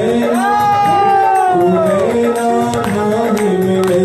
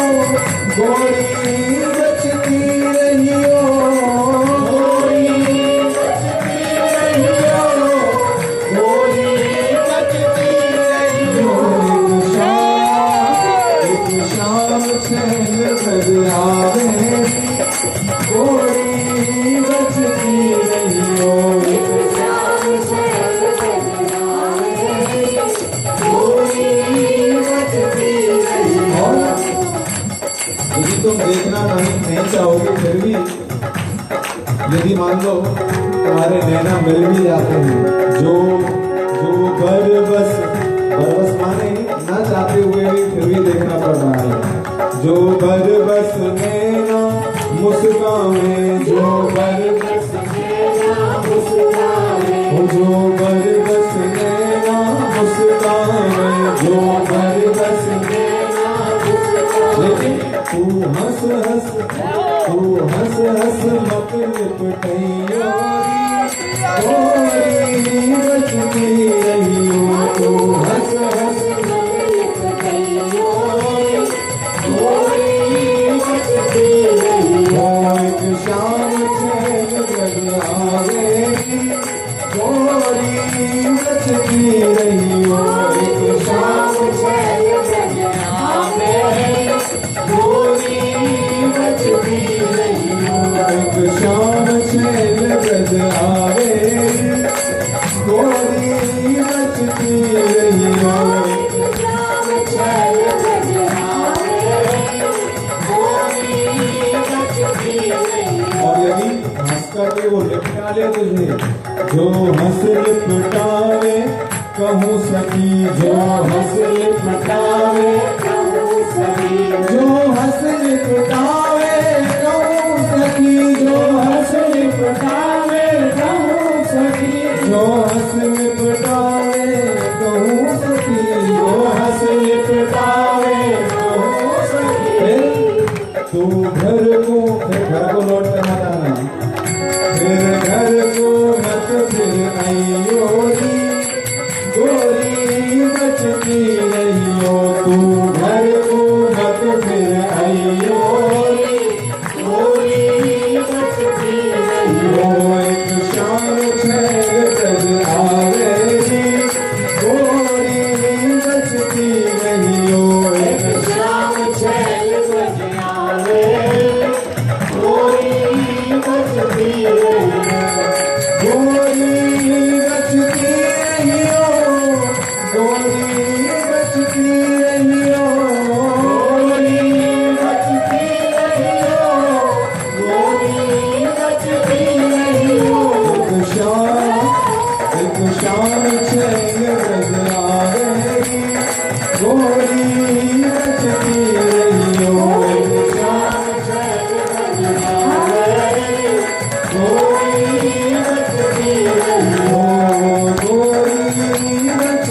रही हो, होरी मचती रही हो। गोविंद बोलो हरि गोपाल बोलो, गोविंद बोलो हरि गोपाल बोलो, गोविंद बोलो हरि गोपाल बोलो, गोविंद बोलो हरि गोपाल बोलो, गोविंद बोलो हरि गोपाल बोलो, गोविंद बोलो हरि गोपाल बोलो, गोविंद बोलो हरि गोपाल बोलो, गोविंद बोलो हरि गोपाल बोलो। राधा रमण हरि गोविंद बोलो, श्री राधा राधा राधा, श्री राधा राधा राधा, श्री राधा राधा राधा, श्री राधा राधा राधा, श्री राधा रमण हरि गोविंद बोलो, राधा रमण हरि गोविंद बोलो, गोविंद बोलो गोपाल बोलो, गोविंद बोलो गोपाल बोलो। जय जय श्री राधे।